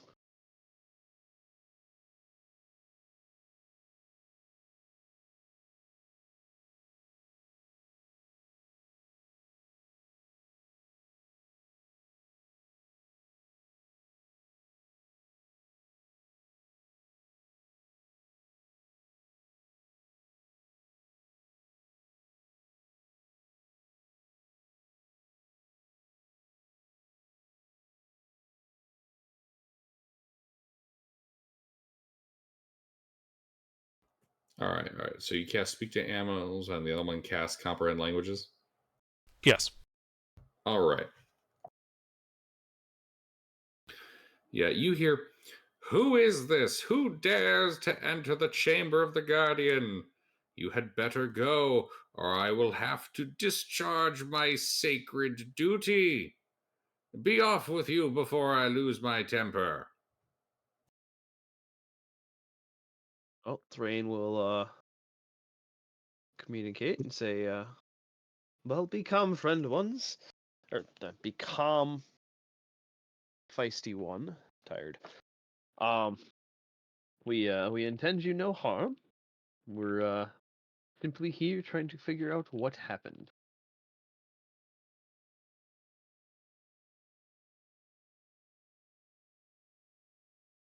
No servants of the worm shall receive access to the great inner workings of the monastery.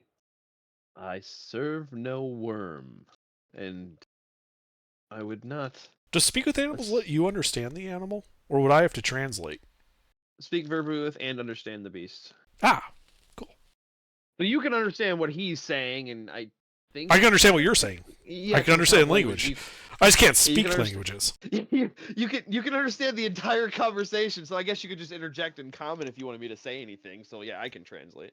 The whole conversation itself is Thrain like smacking his fingers together like they were claws and occasionally using a piece of wood to help with his accent. But yeah, I'd like to point out and make sure and make clear that no, I serve no worm.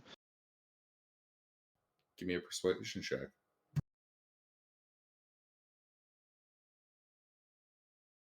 Ah, yes. The paladin that I built not sell alcohol. I'm not proficient in persuasion. Ah, well, if you are not servants of the worm, then I suppose I have no reason to deny you entry. I would be saying this to Thrain. You should explain to him that you Thrain are the only one that can actually talk and understand him. So don't attack us even if we don't respond to like a warning or something. It's we literally don't understand him except for you. Yeah, then I'll communicate that across and be like, just so you know, I'm the only one that can actually speak with you. The rest of my companions are unable to. Well, besides pointing at Intervin next to him, besides Intervin can understand you, I'm the only one that can actually effectively communicate with you. Ah, they're all dumb. Most unfortunate. I'd kind of glance over to Intervin and see him nodding. I wouldn't be nodding. I'd be saying, well, that's why we came here to gain knowledge and wisdom. Ah, I thought you were. I'd be like telling you, like, tell him that's why we came here, like, you know, because Mhm. we came here in search of knowledge and wisdom and all of that good stuff. You know, make friends. Yeah. Ah, yes, they are. They are unfortunate souls. That's why we're here. We came to seek knowledge and wisdom. Um, do you happen to have a reasonable map of this place so we can prevent getting lost? No, I have no knowledge of this place. I was brought to these warrens when I was but a wee crayfish.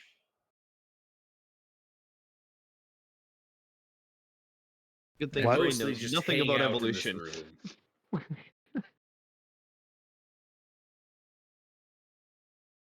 You've just been hanging out here. Yes. My sacred duty is to guard the deeper layers of the monastery with my terrifying pincers. He starts clacking the pincers. Intervin looks suitably impressed in a way that everybody can tell is faked. Thrain nods. Well, very well. If you'd be so kind, we will move on through and continue on our quest for knowledge within the monastery.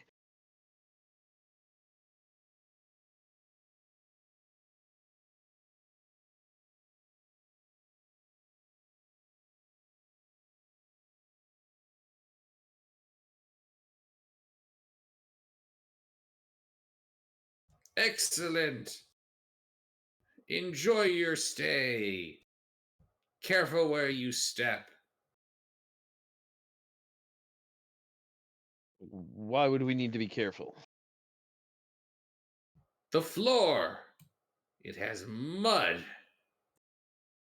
Ah, Don't slip.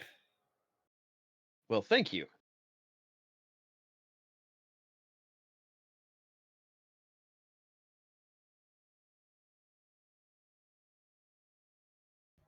All right. Train will look over to him. Think of anything else? I would just shrug and be like, nah, you did good. All right. And then I would say, like, to Fairduel, we've been given the okay, so lead on. Okay then. All right. Are you headed to the east door, the north door, or the west door? Ooh, let's The go. north door is at the bottom of a flight of stairs. Right, well, let's go west door. All right. Give me a deck save as you step on the mud. Ah, yes. One moment, I need to check my deck score. Ah, yes. Well, I can stay close to everybody as we're traversing the mud. And he slips, immediately eating mud. Mud. Intervin and Thrain, you can hear the big lobster laughing at him, and then there's a deeper chuckle coming from behind it. Wait, what? From behind it? Where?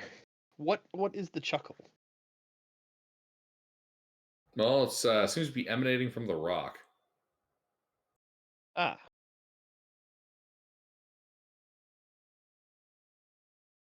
Does the crayfish seem at all concerned that the rock was laughing? No. Ah, it's probably fine then. I laughed, the barkeep laughed, the table laughed, we killed the table. Right, exactly. Well, I don't try to get up. I just kind of scoot along the mud to the door. The rock and the crayfish just start laughing more. And when he gets there, I then just start walking, prestidigitating the mud away in front of me. No, the mud. Yeah, kind of like that, yeah. Damn wizardy types. And then Thrain at the back of the party will prestidigitate the mud back. Hooray! The floors are soiled. Hooray for the wizardy types! Oh, actually, no, I can't prestidigitate. I forgot. I have magic stone. I will Fuck just sweep. you! I'll just sweep the mud back in place. I mean, I can just wait for everyone to get out of the room, and then I can just prestidigitate the mud back. Hooray! The mud is back. I like how you waited for me to go first, then prestidigitate the mud. Well, it didn't occur to me it would be like, oily, slick mud. Anyway, I open up the west door. All right. You open up the west door. You can see a corridor extending west until it reaches a flight of stairs going down. 15 feet. Enter. In another bronze door. Huh, alright, well, make my way down to the other bronze door, and I try to open it. Both push and pull, and see if it's locked.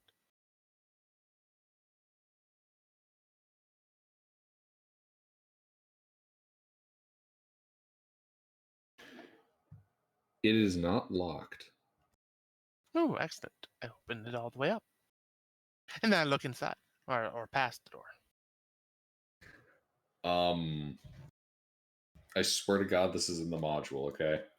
This room is wet, and the walls are covered with a slimy white buildup.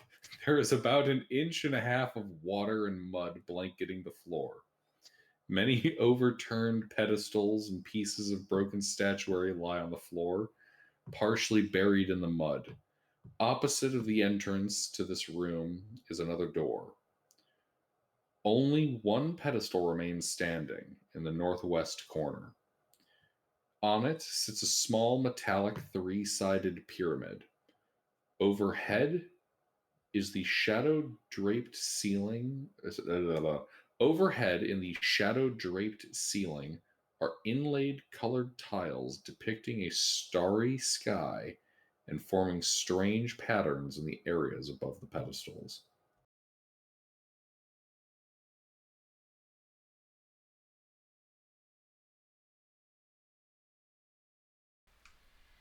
Did I hear that right? We found like the monastery's like wrecked sperm bank or something.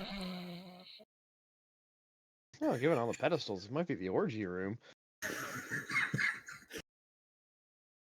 Yeah, I guess it could be that. Give me an intelligence nature check. Who is that to?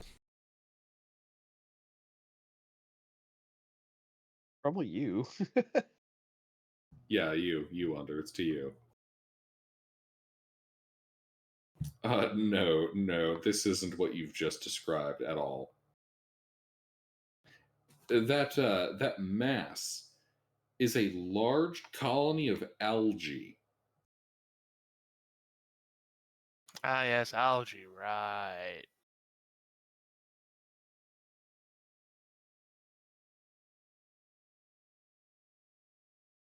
All right, I just like start prestidigitating stuff away. Like this is pretty nasty. Let's clean up before we go in there.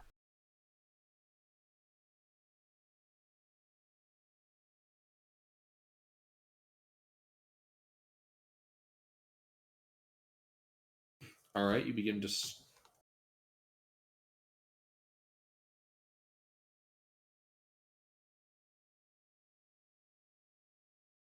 I also want to be clear. I do not, under any circumstances, walk under these strange patterns you described. Oh man. All right, yeah, you go through cleaning up the mud and the algae.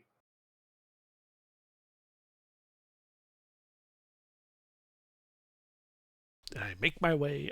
What did you say was on the pedestal? Like there was something there, right? Yeah. Little pyramid. Ah, yeah. I also like clean a path to the pyramid. What does it look like? It's a three-sided pyramid made of silver.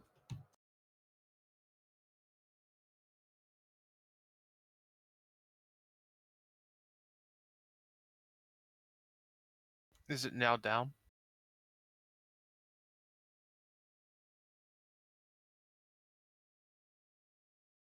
I investigate the object and its surrounding environs for traps. Give me an investigation check.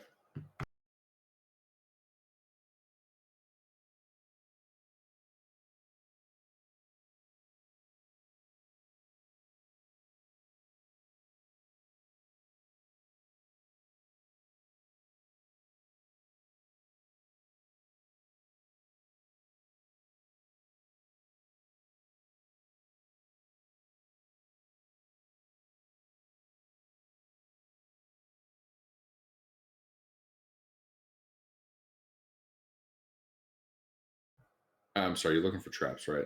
Yeah. You find none. I pick it up and turn it over. What's on the bottom of it? Nothing. Nothing. No.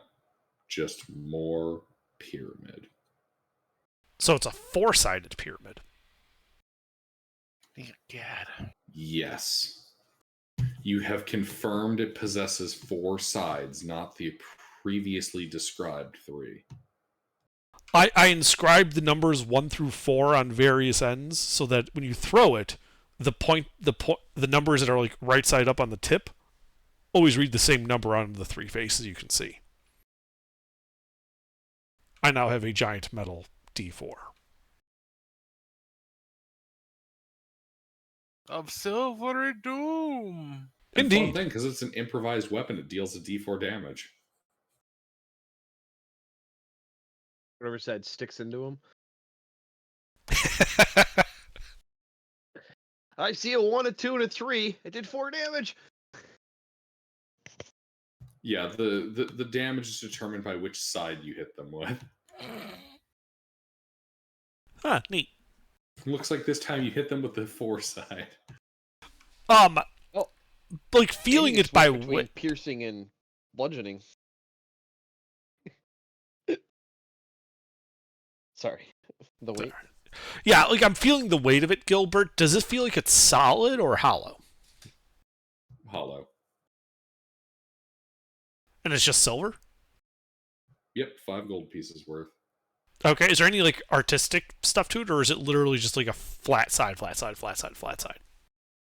Give me a religion check. Huh? A religion check. Alright.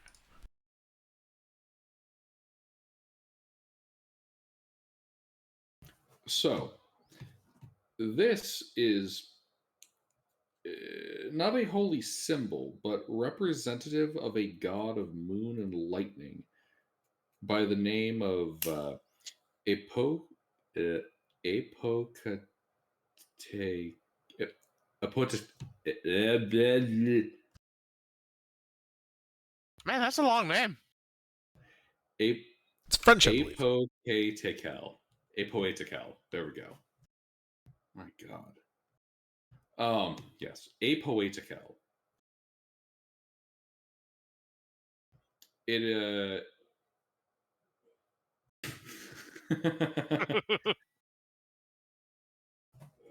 So this is a deity foreign to you. Mostly just worshipped by like these bird people and the occasional like weirdo tribe of humans out in the jungles. Alright. Allegedly, this god was eaten by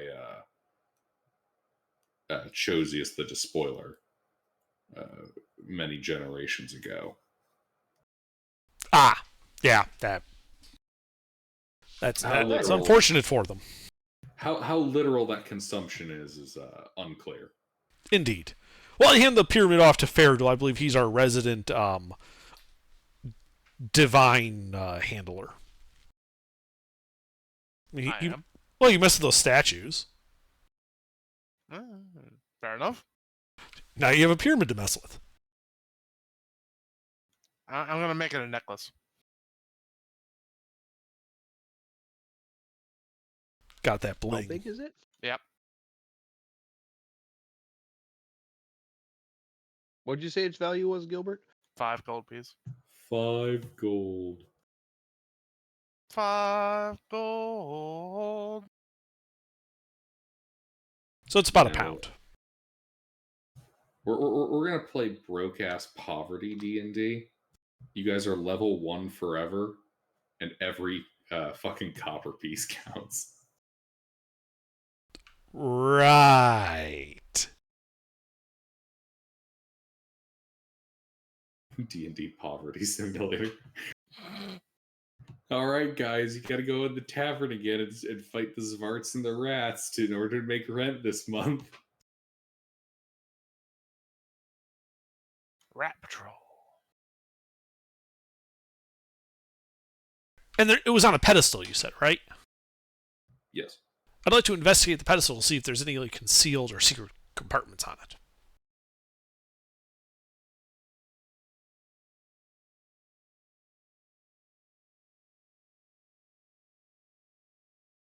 There is not.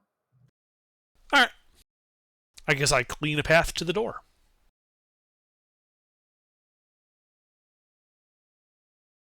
And check the door for traps.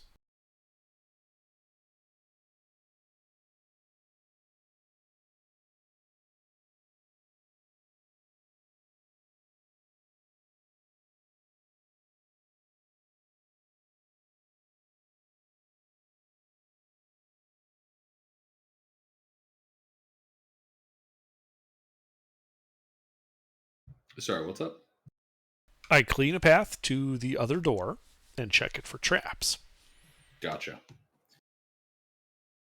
Indeed, you clear a path across the goop to the far wall and the door.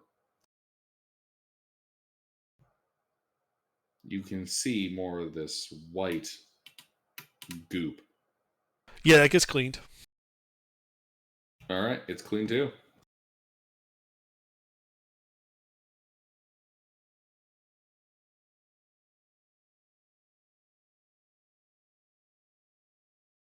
Nope, here's the bronze door. Yeah, I check it for traps. There are no traps. All right, fair deal. All right, I'll open the door, and then Gilbert, can I get the name of that deity in text at some point?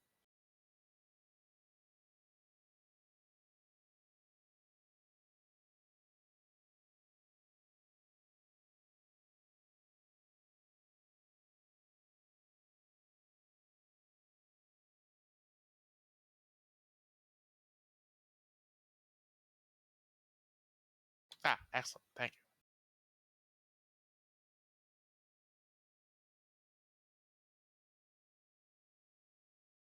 you. Indeed. Yes, you have the corridor ahead of you, which turns to the north.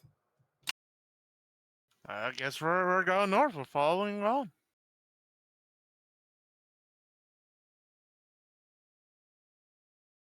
I'll just keep dripping mud as we make our way north. Indeed. The walls and ceiling of this hallway are coated with slime, and the floor of the passage is covered with a layer of mud. Although through this mud is a steady stream of water trickling northward. The, the stucco on the walls is Stucco. stucco, thank you, on the walls is flaking off, and there is a glowing silver. And there are glowing silver tracks in the slime crisscrossing the walls and ceiling. Along the east wall of the passage stands a 12-foot tall stone statue of a man outfitted in fine clothing and holding a stone tray in his raised arms. Its eyes appear to be black gemstones.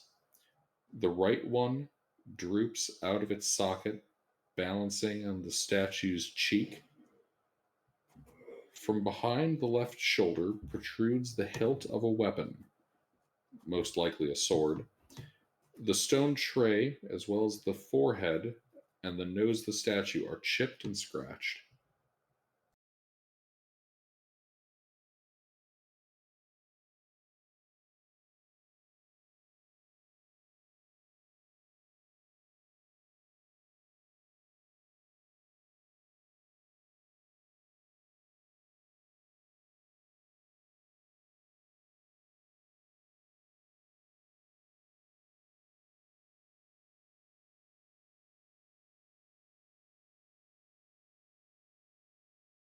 I do a detect magic ritual.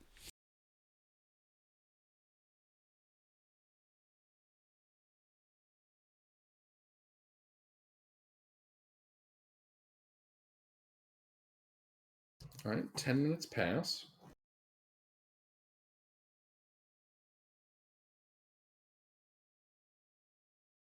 You are not detecting any magic. Oh, wait.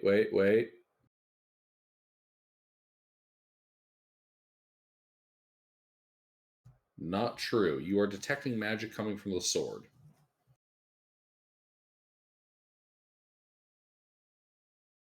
If Air to hold up, that sword might be a trap. Yeah, I ain't touching it.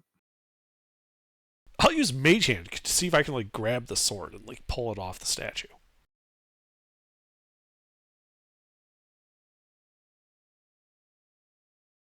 Let me check.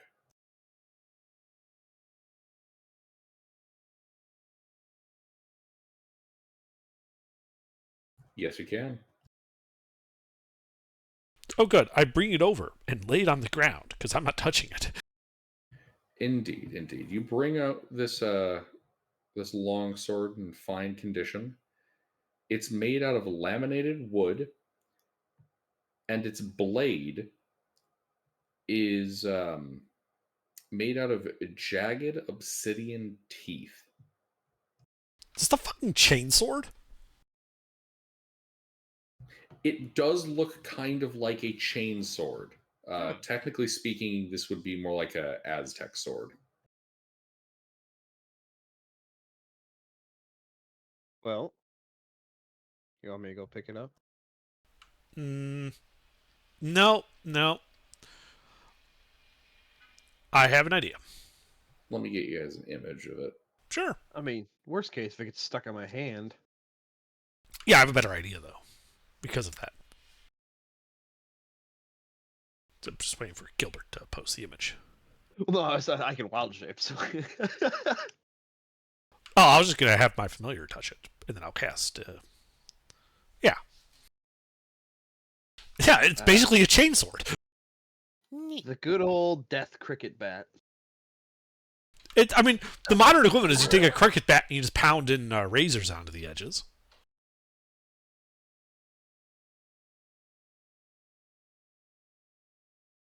Anyway, so yeah, Gilbert, I'll just summon Dax, my familiar. Have him poke the sword, and through him I'll cast Identify.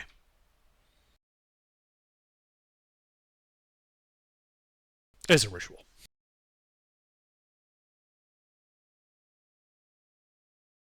Okay. It's a +1 longsword. Cool. With a rather neat extra property. Uh-huh.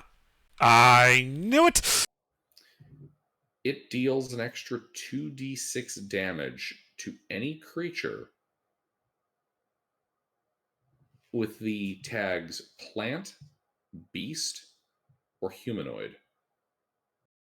Oh, that's that's actually pretty handy.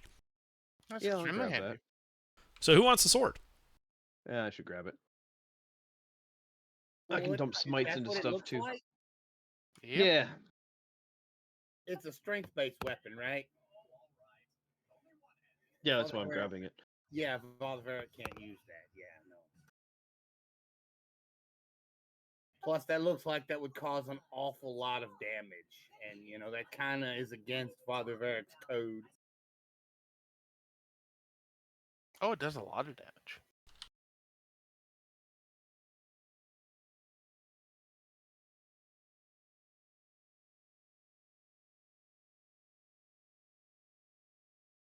Hey, can I trade trade you the +1 quarterstaff for the longsword? It goes better with my slasher feet. Sure. Thank you. Is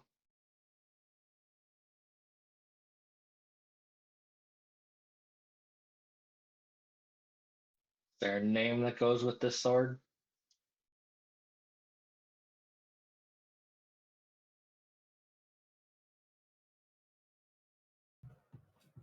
Yes. Blacktooth.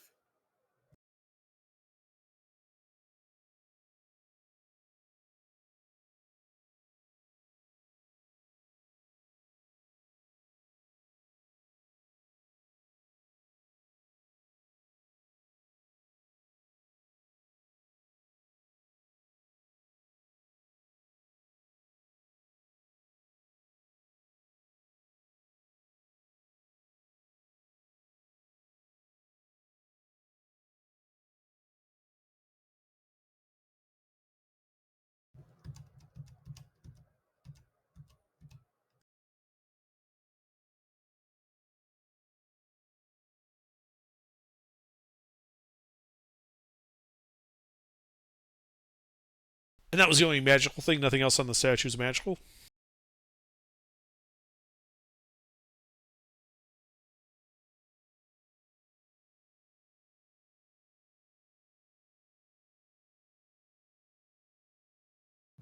There's the details that you need in there, Freya. +1 longsword, and it will deal an extra 2d6 damage to creatures with the beast, humanoid, or plant tag.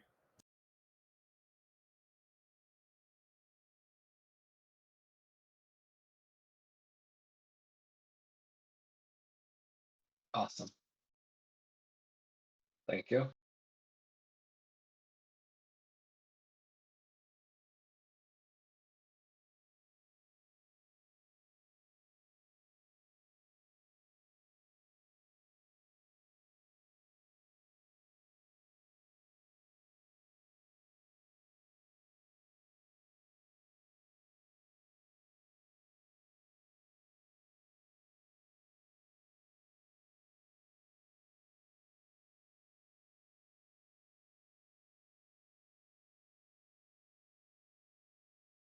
Was there anything else magical about the statue? Nope. But the eyes are gems. Yes. Can I grab those with Mage Hand?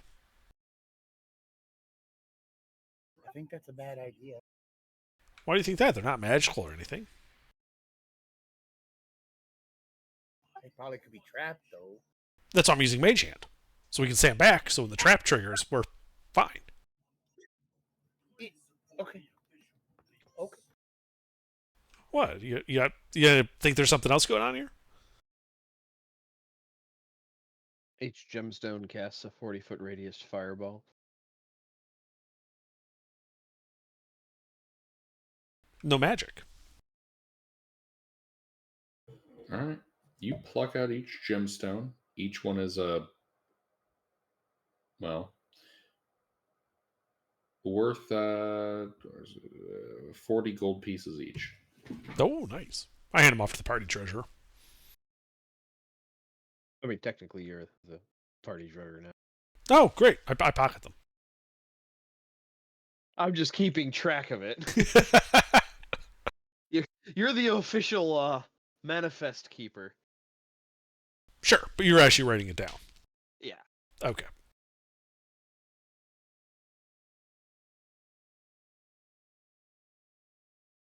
Neat.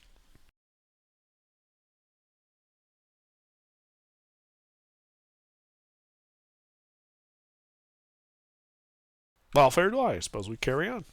All right. We'll mosey on over.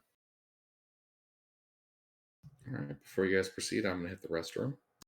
Radio. Oh yeah, I suppose I should have probably mentioned that last session when Rurik left. Or the session before when Rurik left. Whenever Rurik left. All the extra quest volumes are gone.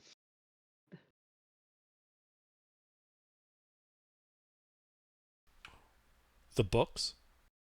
Yeah, the 10 books that Rurik had of the 20 volumes. He took them with him. All right.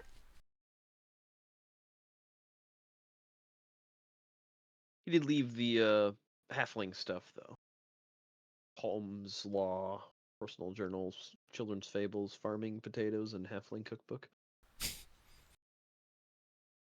That's good. Actually, I probably just should convert those to gold.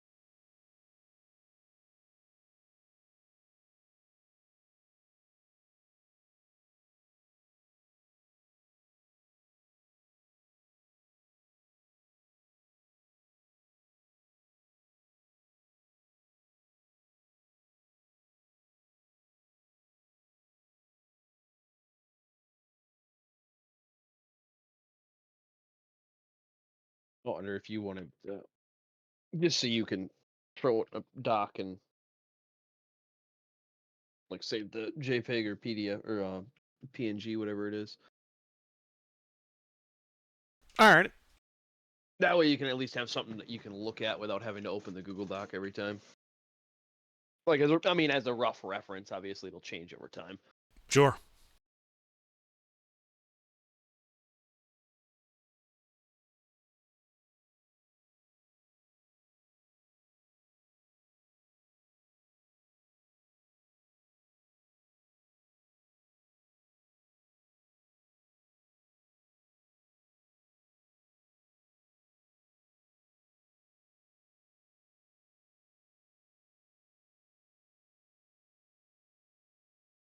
Does anybody else want a copy?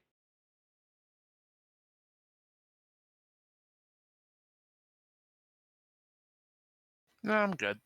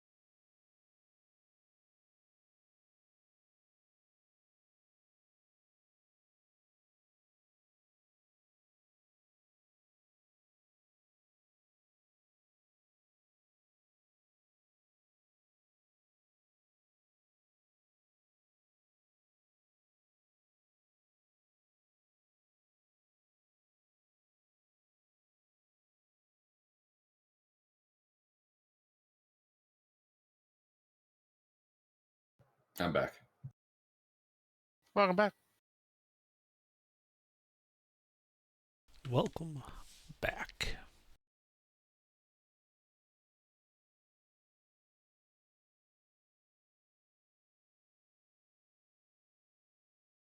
Under, how are you fishing out the gemstones? Using Mage Hand is kind of plucking them out. Okay. That's all. Okay. Well, there's a pair of double doors to the north of you, just about 10 feet away. Oh, the double doors it is. How you getting through? Well, I'm going to try pulling, then I'm going to try pushing, and then we're going to go from there. They're locked. Ah, they think they're locked. I have the ultimate unlocking device. I start wailing on them with the hammer.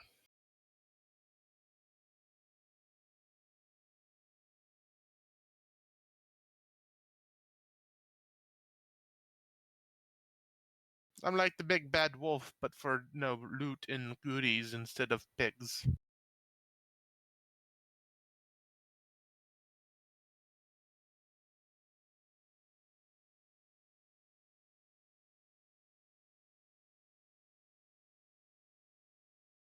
Well, you knock the doors open. Haha. No door can defeat me.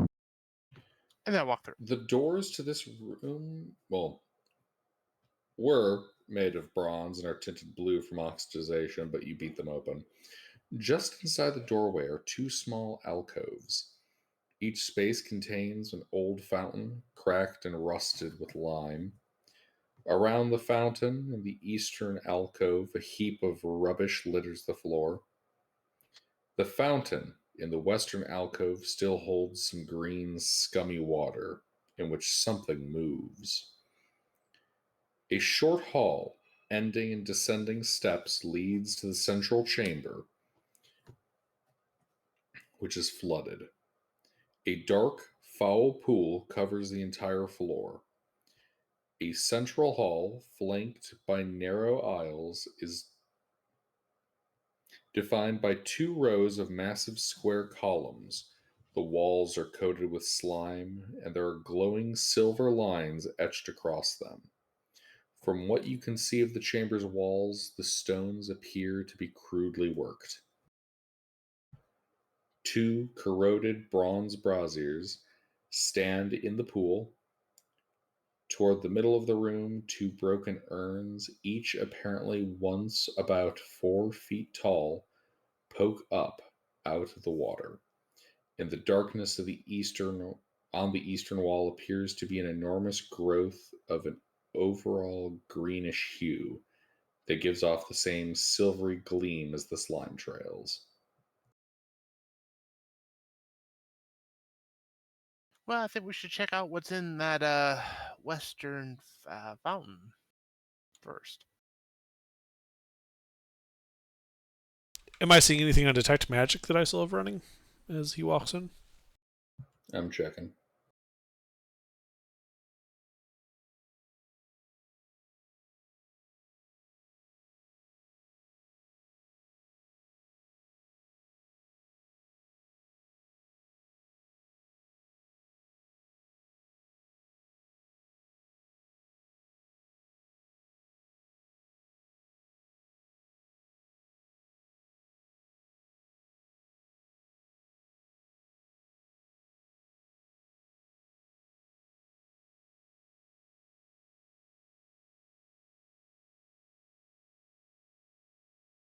You want to just check the western alcove? I do, yes.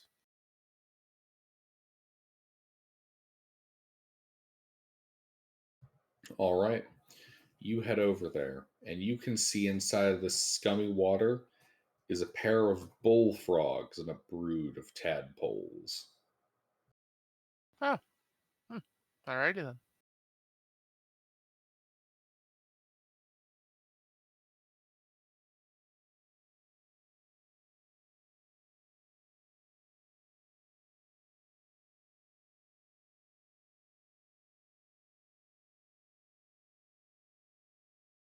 Anything on Detect Magic? No. Okay.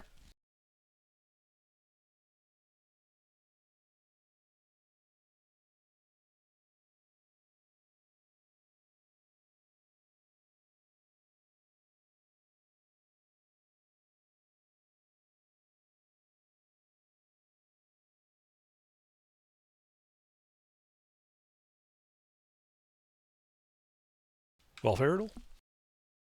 I mean, that's it. All I need to check out, except, I mean, what about these silvery lines? What do they do?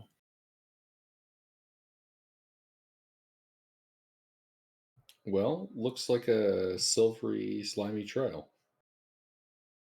Well, I mean, I guess we're gonna follow it. So, I'll start following it.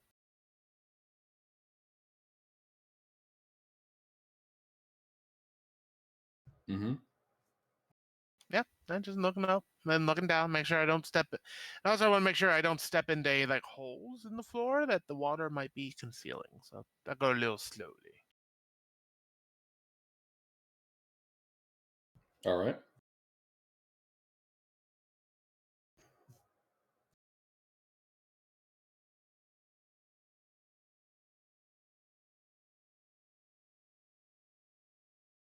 Well, yeah, you're walking around.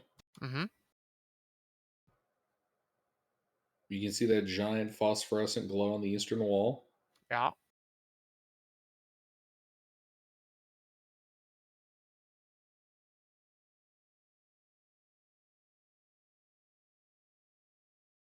I mean, do I need to do like a check to see like what No, made it?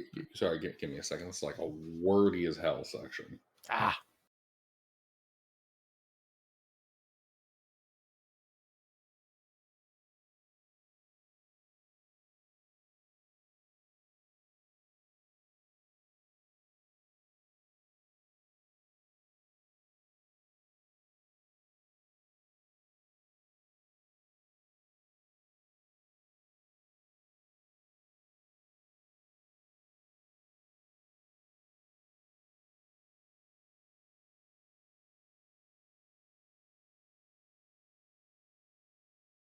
All right, all right.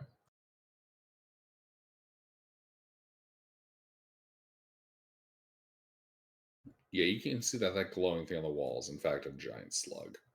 oh, man, that's a big slug. Loot bug? No, that wasn't a slug. Probably more like the slime.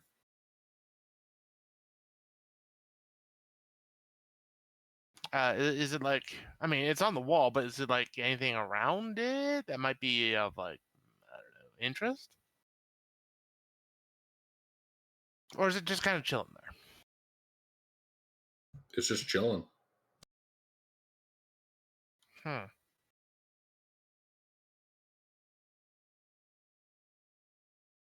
Well, that's odd. Oh yeah, I'm not gonna argue with it.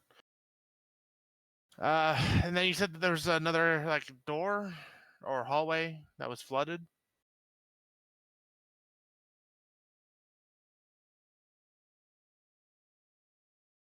Yes, that's the central chamber with the slug.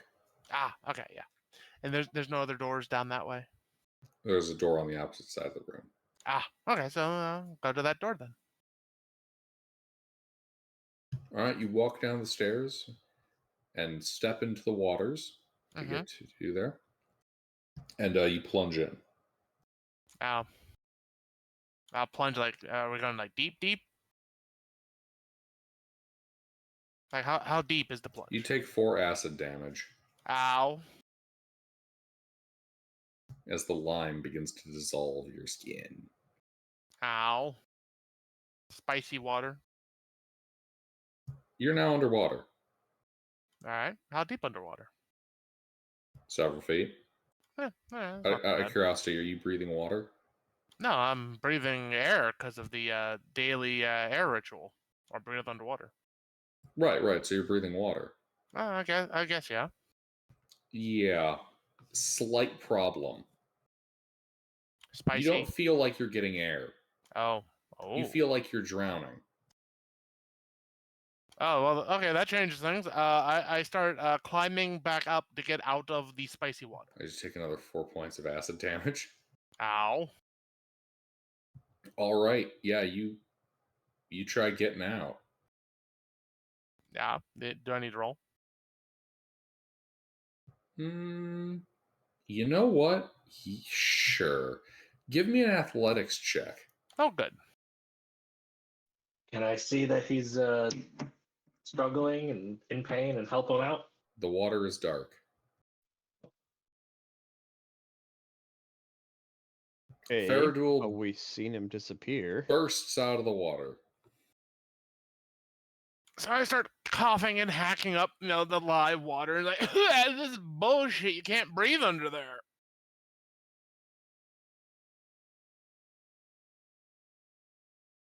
What do you mean you can't breathe in there? It's water, isn't it? Well, it's spicy water.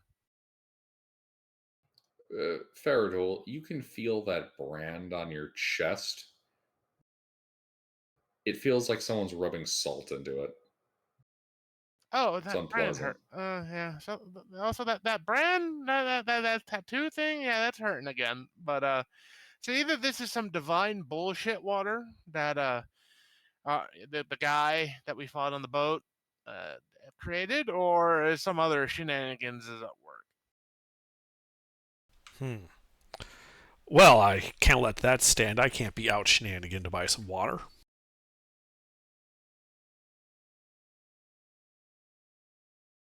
You said the water is black, Gilbert? Yes. I cast the shape water transcript and change the water's opacity.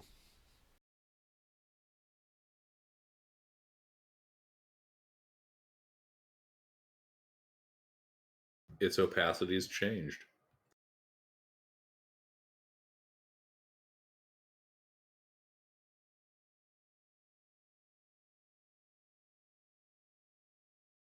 How deep does it look to be? 10 feet.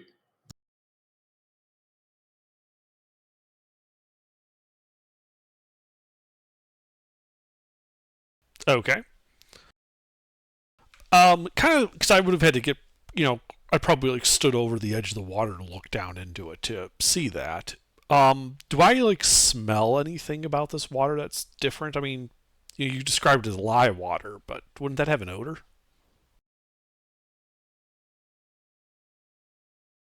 Yes, there is an acidic odor. Okay. Huh. Yeah, the water is not just water, guys. Is there any treasure at the bottom that I can see? No. Aw.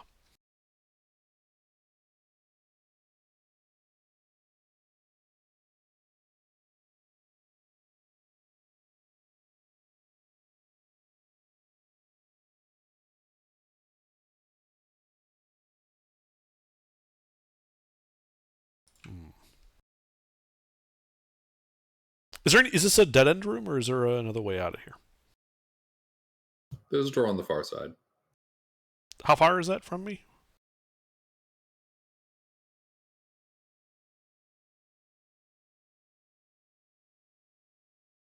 One second.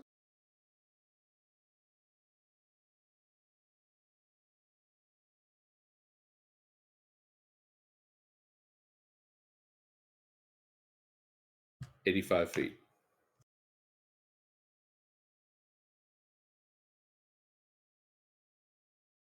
Okay.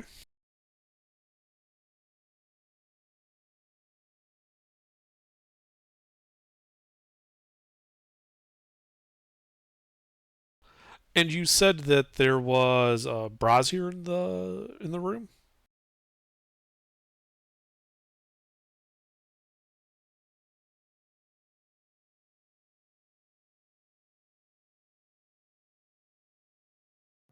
Two corroded braziers standing in the pool. Where are they relative to me and that other door at this far side? A little past halfway across the room. Right next to each other. So it'd be like 45, 50 feet? Yes, 50 feet.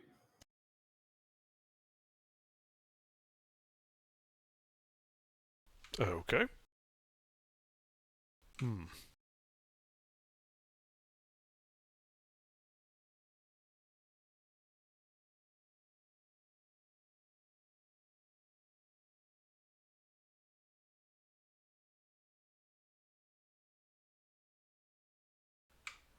So I've got an idea, guys. All right. So we give one end of the rope to somebody who's strong. Okay, so me. Got that. Yeah. We hold on to the other rope over here and like tie it off to something to keep it like the door or one of those pools. You then fly across so you don't get killed by the water to the other side and find something to tie it off to or take like some batons and see if you can't shove it into the wall. Mm-hmm.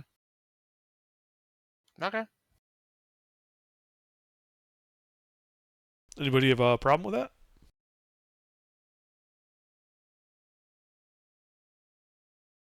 Sounds good. Should work. Great. All right. Well, Faradol, go fly. All right. I mean, is there any magic involved? Are you gonna cast or? Well, I say that at first just to see if like you can do it on your own, and then when it becomes obvious that you can't, I cast fly on you. Yeah, I kind of flap my arms, standing, in place, and like, mm-mm. You were just so down for it. I'm like, oh, maybe you have like wings or something. You can just fly. No, I point over to Farron like that's his shtick. Oh, Thrain. Yeah. Wait, Thrain can fly? Well, No, I can't. He can I can't shapeshift. wild shape into flying creatures. Oh. Oh, okay. Well, then I'll just cast the fly spell on Faradol.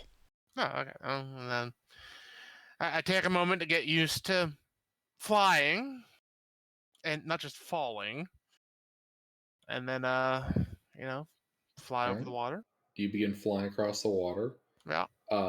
That snail sees you and hurls a wad of goop in front of you, like a warning shot. Sir, no cheating at the trial. Go back to the other side now. Does he say that in common? Yes. Oh. What? Trial. No cheating. Get back over to the start. Yes, you heard me. Get going. I There's just no got such caught. thing as cheating if we don't know the rules. Yeah, I didn't see no rules posted. Thus, it's not cheating. That's why it's a trial. Get back over to the other side. Come on now. Don't make me discipline a bitch. I just raised an eyebrow at the giant slug. You heard me. Get going. Back to the start line. Over to the other side.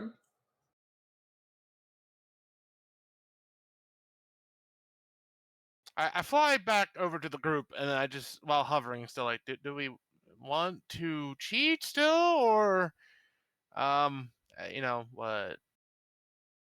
How long does this spell last? 10 minutes. Oh, okay, that's plenty of time. I mean, I call out, hey, what's your name? What version of fly do you have? I thought fly was concentration 10 minutes. My name is Sir Kuze Tekotl the Third Esquire. Esquire, so you're a lawyer? that would make a lot of sense, I actually. don't know what that is. I was just given the title. Fair enough. So you're like keeper of the trial and the sacredness of its rules? Yes. Could you elucidate what those rules are, please? No. Why not? Because it's part of the rules. Aha.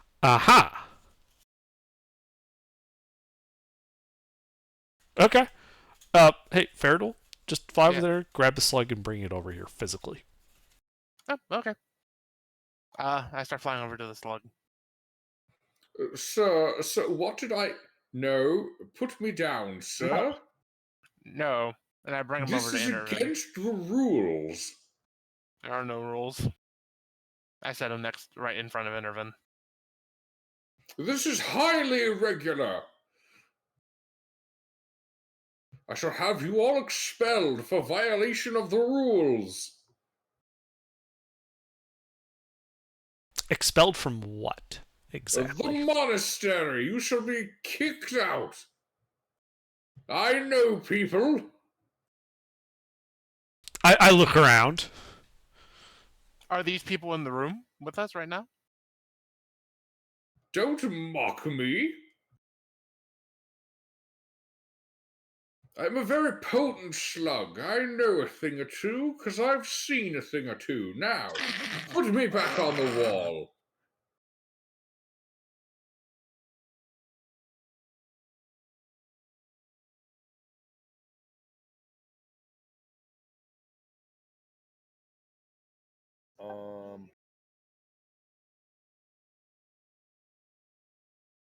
So, Mr. Zottel. Kuzetekotl, the Third Esquire. The full name, if you will. As you wish, Mr. Tuesday Tecotl the Third, Esquire.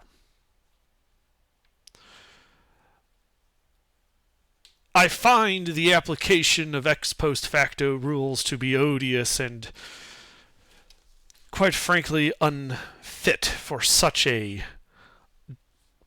bearing of being that you are. So you shall cease and desist, or I shall reduce you to a fine pate. Does anybody have some salt on them? Brutish attempt at intimidation. No, not a brutish attempt. It is your final warning. Hmm. Well, I will have you know, sir, that intimidation will most certainly work on me. Oh, good. And then I hold out the magical hammer in front of the slug. Yes. Let's see here.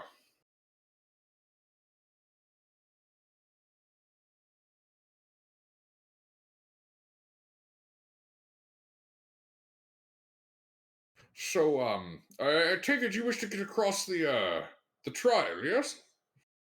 Yeah. No need for violence. I didn't think so. No, we were just passing through. Yes. That is the point of this conversation. If we simply demanded violence, it would have been meted out already. Yes, quite. So I can put you back, and then we can just this never happened. Mm-hmm. Yes, that sounds quite agreeable. Yes. And indeed. So then I pick up the slug, and then I fly him back, making sure he's nice and secured on this wall where he was. And then I fly to where I was going before to secure the rope.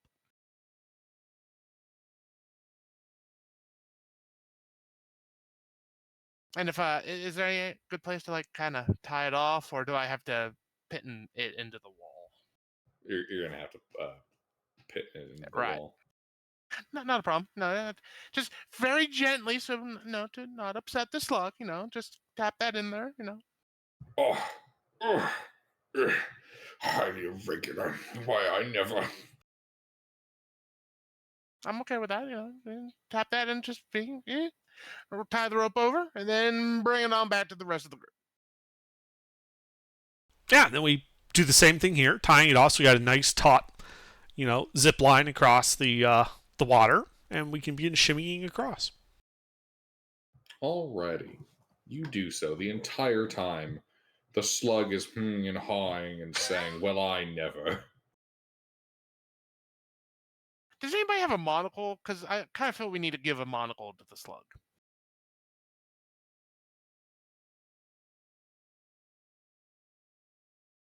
Checking. Afraid not. Fresh out of monocles. A pity. Oh.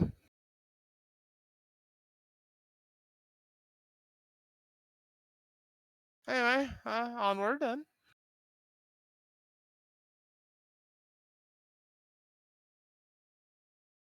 Alright, you proceed through the doors. This passageway is slime covered, and a stream of water trickles away from the door. There's condensation on the walls, door, and ceiling, some of which drips down onto you. The quiet sound of dripping and splashing echoes in the corridor.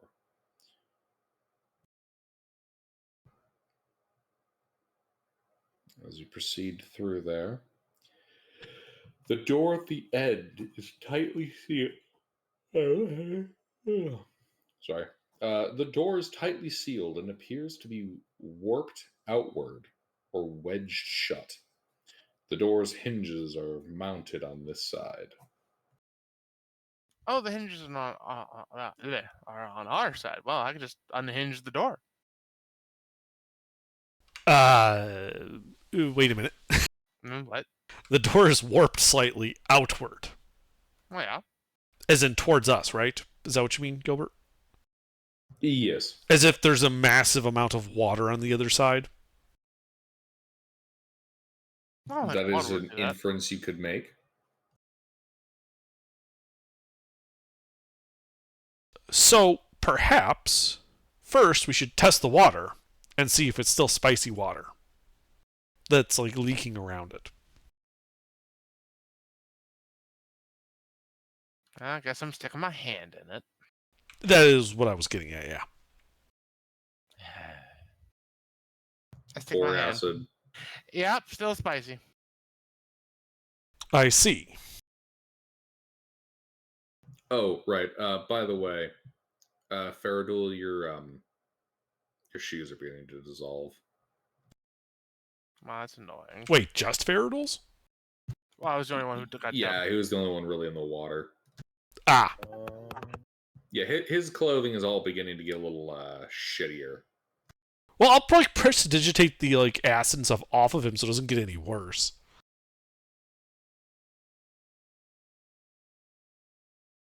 Faradul, your threads have been reduced in quality by 1.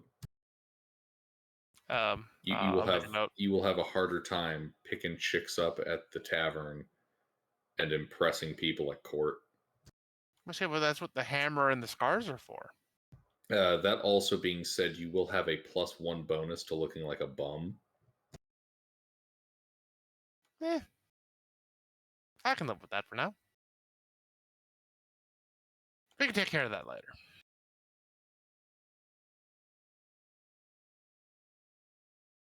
Anyway, door of spicy water.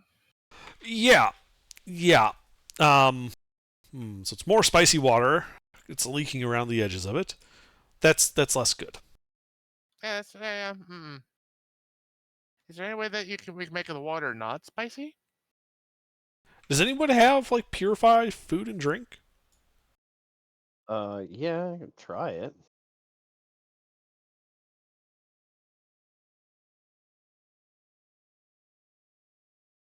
Give her a go.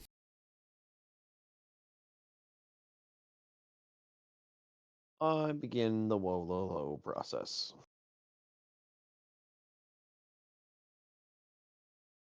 Indeed, you speak the holy chant of Woe Lo Lo 3 times over. The spell, where are we casting it? Just like somewhere that we can test to see if it purifies the water. So if we can, if we need to take a vial or a mug of the water.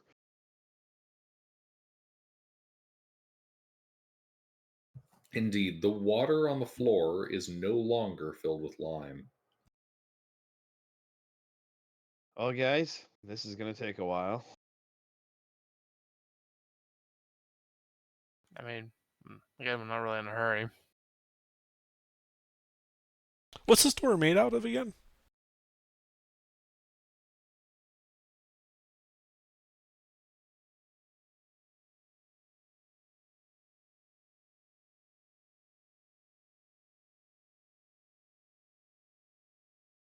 Bronze.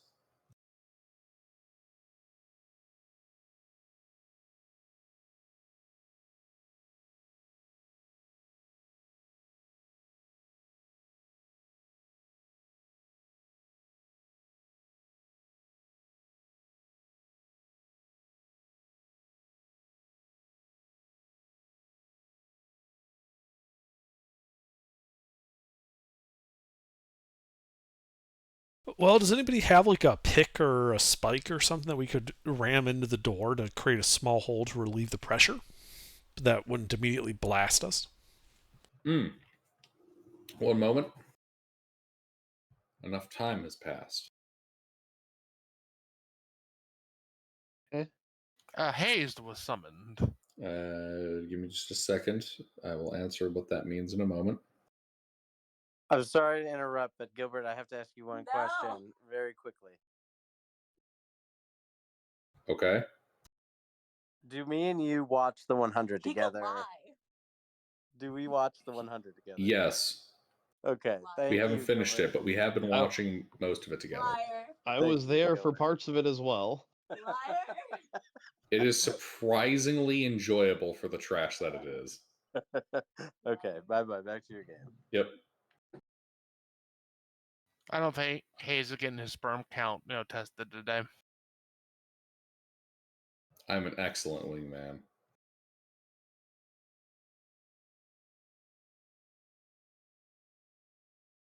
All right. Let's check. Ah, yes, here it is.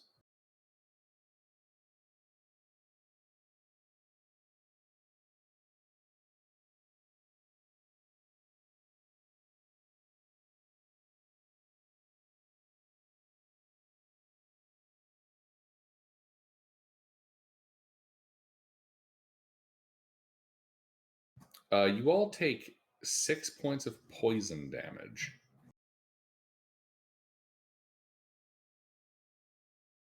As you all begin to feel just a little bit lightheaded.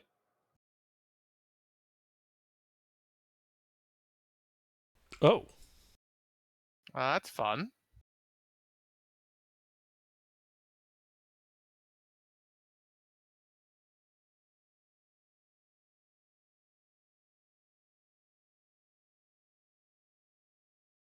You carry on as you were.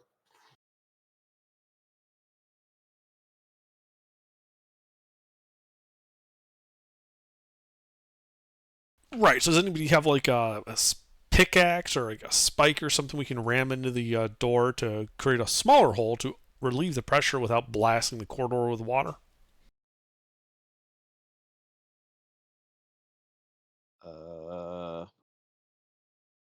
I mean, I have a battle axe and a spear. Python. Titan? Yeah, baton might work.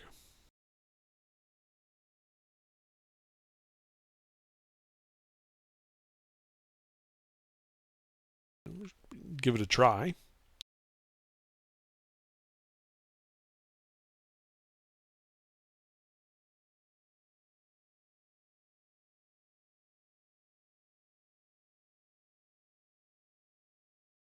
You should probably do that fair duel since you're the strongest here. Okay. Well, I'll take the button. Faradul, just a fucking scouting bitch now. Like, Yeah, don't even make Fea do it. It's just Faradul. I know. I'll jab it in the door and very carefully, i.e., standing off to the side, jam it into the door. And using the hammer to, poke a hole. So let me get this straight. You're standing to the side holding this in place, and you're also the one hitting it. Yeah. I mean, Faye could hit it. We're all standing to the side, so we're out of the stream of water that might erupt. I mean, I can do another purify food and drink. 10-foot radius is a point I can choose within range, so I can just center it 5 feet inside the door. Yeah, you should do that just to be safe.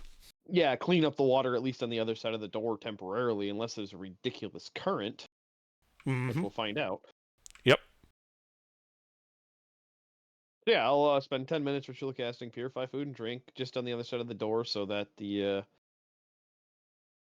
area is as much water behind the door as possible, centered on the point that Faradul is spiking. Mm-hmm. And then Faradul can punch a hole in the door. All right. Wait. So is Fea hitting the python that Faradul is holding, or is Faradul doing it? Doesn't matter to me. I can hit it. Go for it. Okay. Give me an attack roll.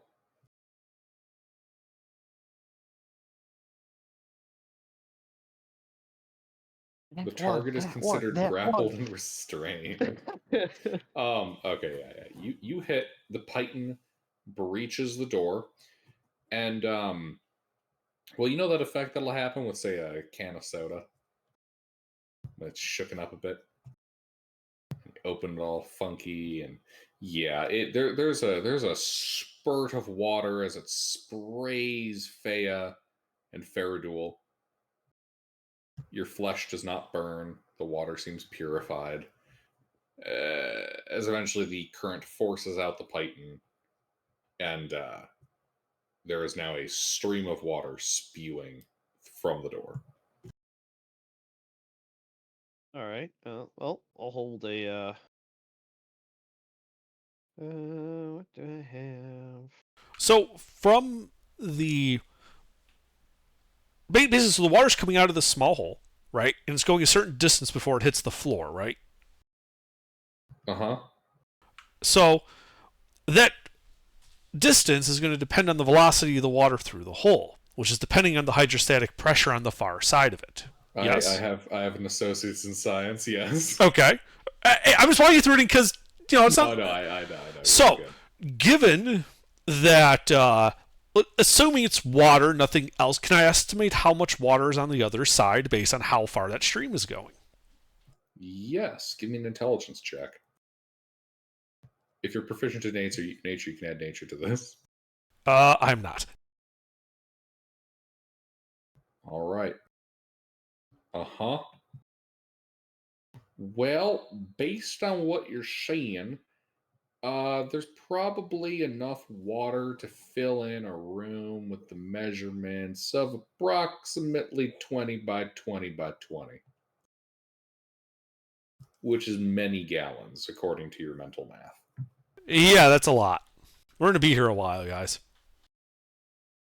Well, I'll just keep ritual casting purify food and drink. I guess we take a short rest. Oh, we wait for the water to drain. All right, you guys take a short rest. The water begins to taper out.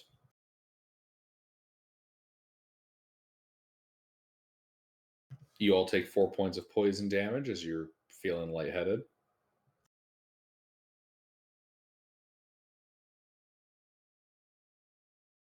Do we successfully complete the short rest, though? Oh, yes. Okay, so we can spend hit dice.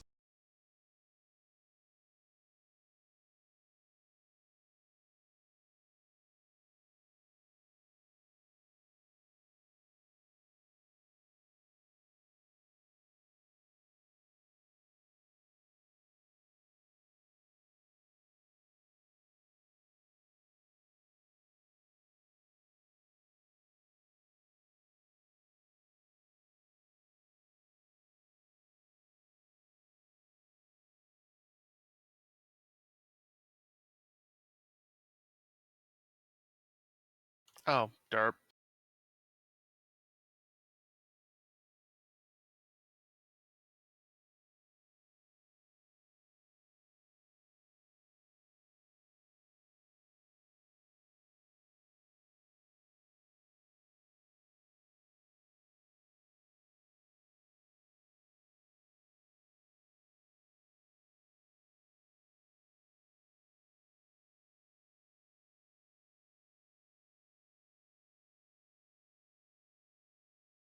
Man, I feel slightly lightheaded, but hardly weirdly invigorated.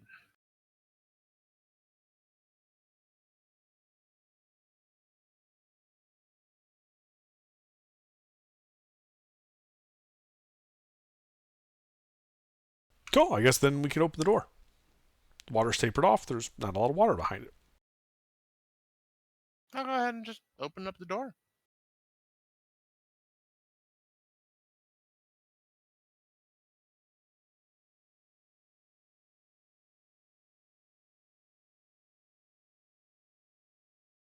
Alrighty.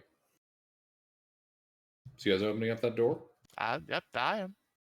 All right, you open up the door and more water comes flooding out, soaking all of your feet. Does it burn? No, but you will need to change your socks now. Ah, you fool! You disintegrated my socks earlier. No, you still have them. They're just kind of goopy. Oh, well. Their quality is decreased. They have been exposed to lime. Ew. Alright, well, anyway. Indeed. I walk yes. into the door, and then what do I see on the other side of the door? You see a 20-foot by 20-foot room with a stairway at the opposite side. Does it go up or down? It goes up Ooh. to a door. Is there anything else in the room? Or is this just a giant room that was full of water? In fact, yes, there is. There is a small period. I'm sorry. I'm sorry. Wrong room. That's back the pyramid. Hold on. Oh, need another pyramid. No.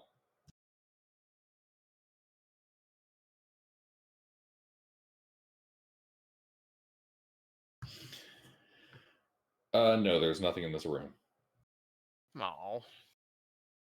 Oh, well, I move to the stairway and climb it up to the other door.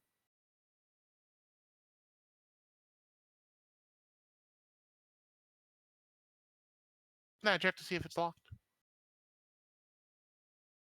Check to see if it's locked. Mm-hmm. It is. Oh, I'm gonna see about that. And once again, we apply hammer to door.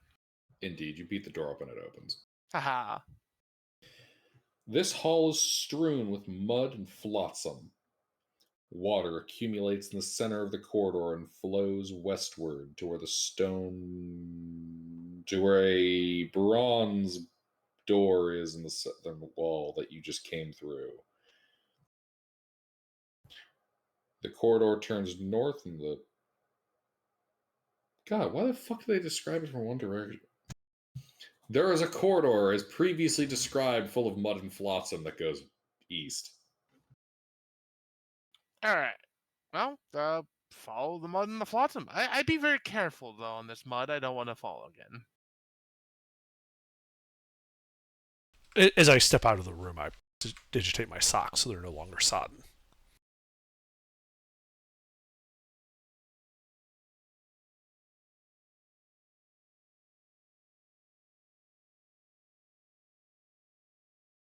Indeed, you proceed down the corridor, Faradul. Mm-hmm.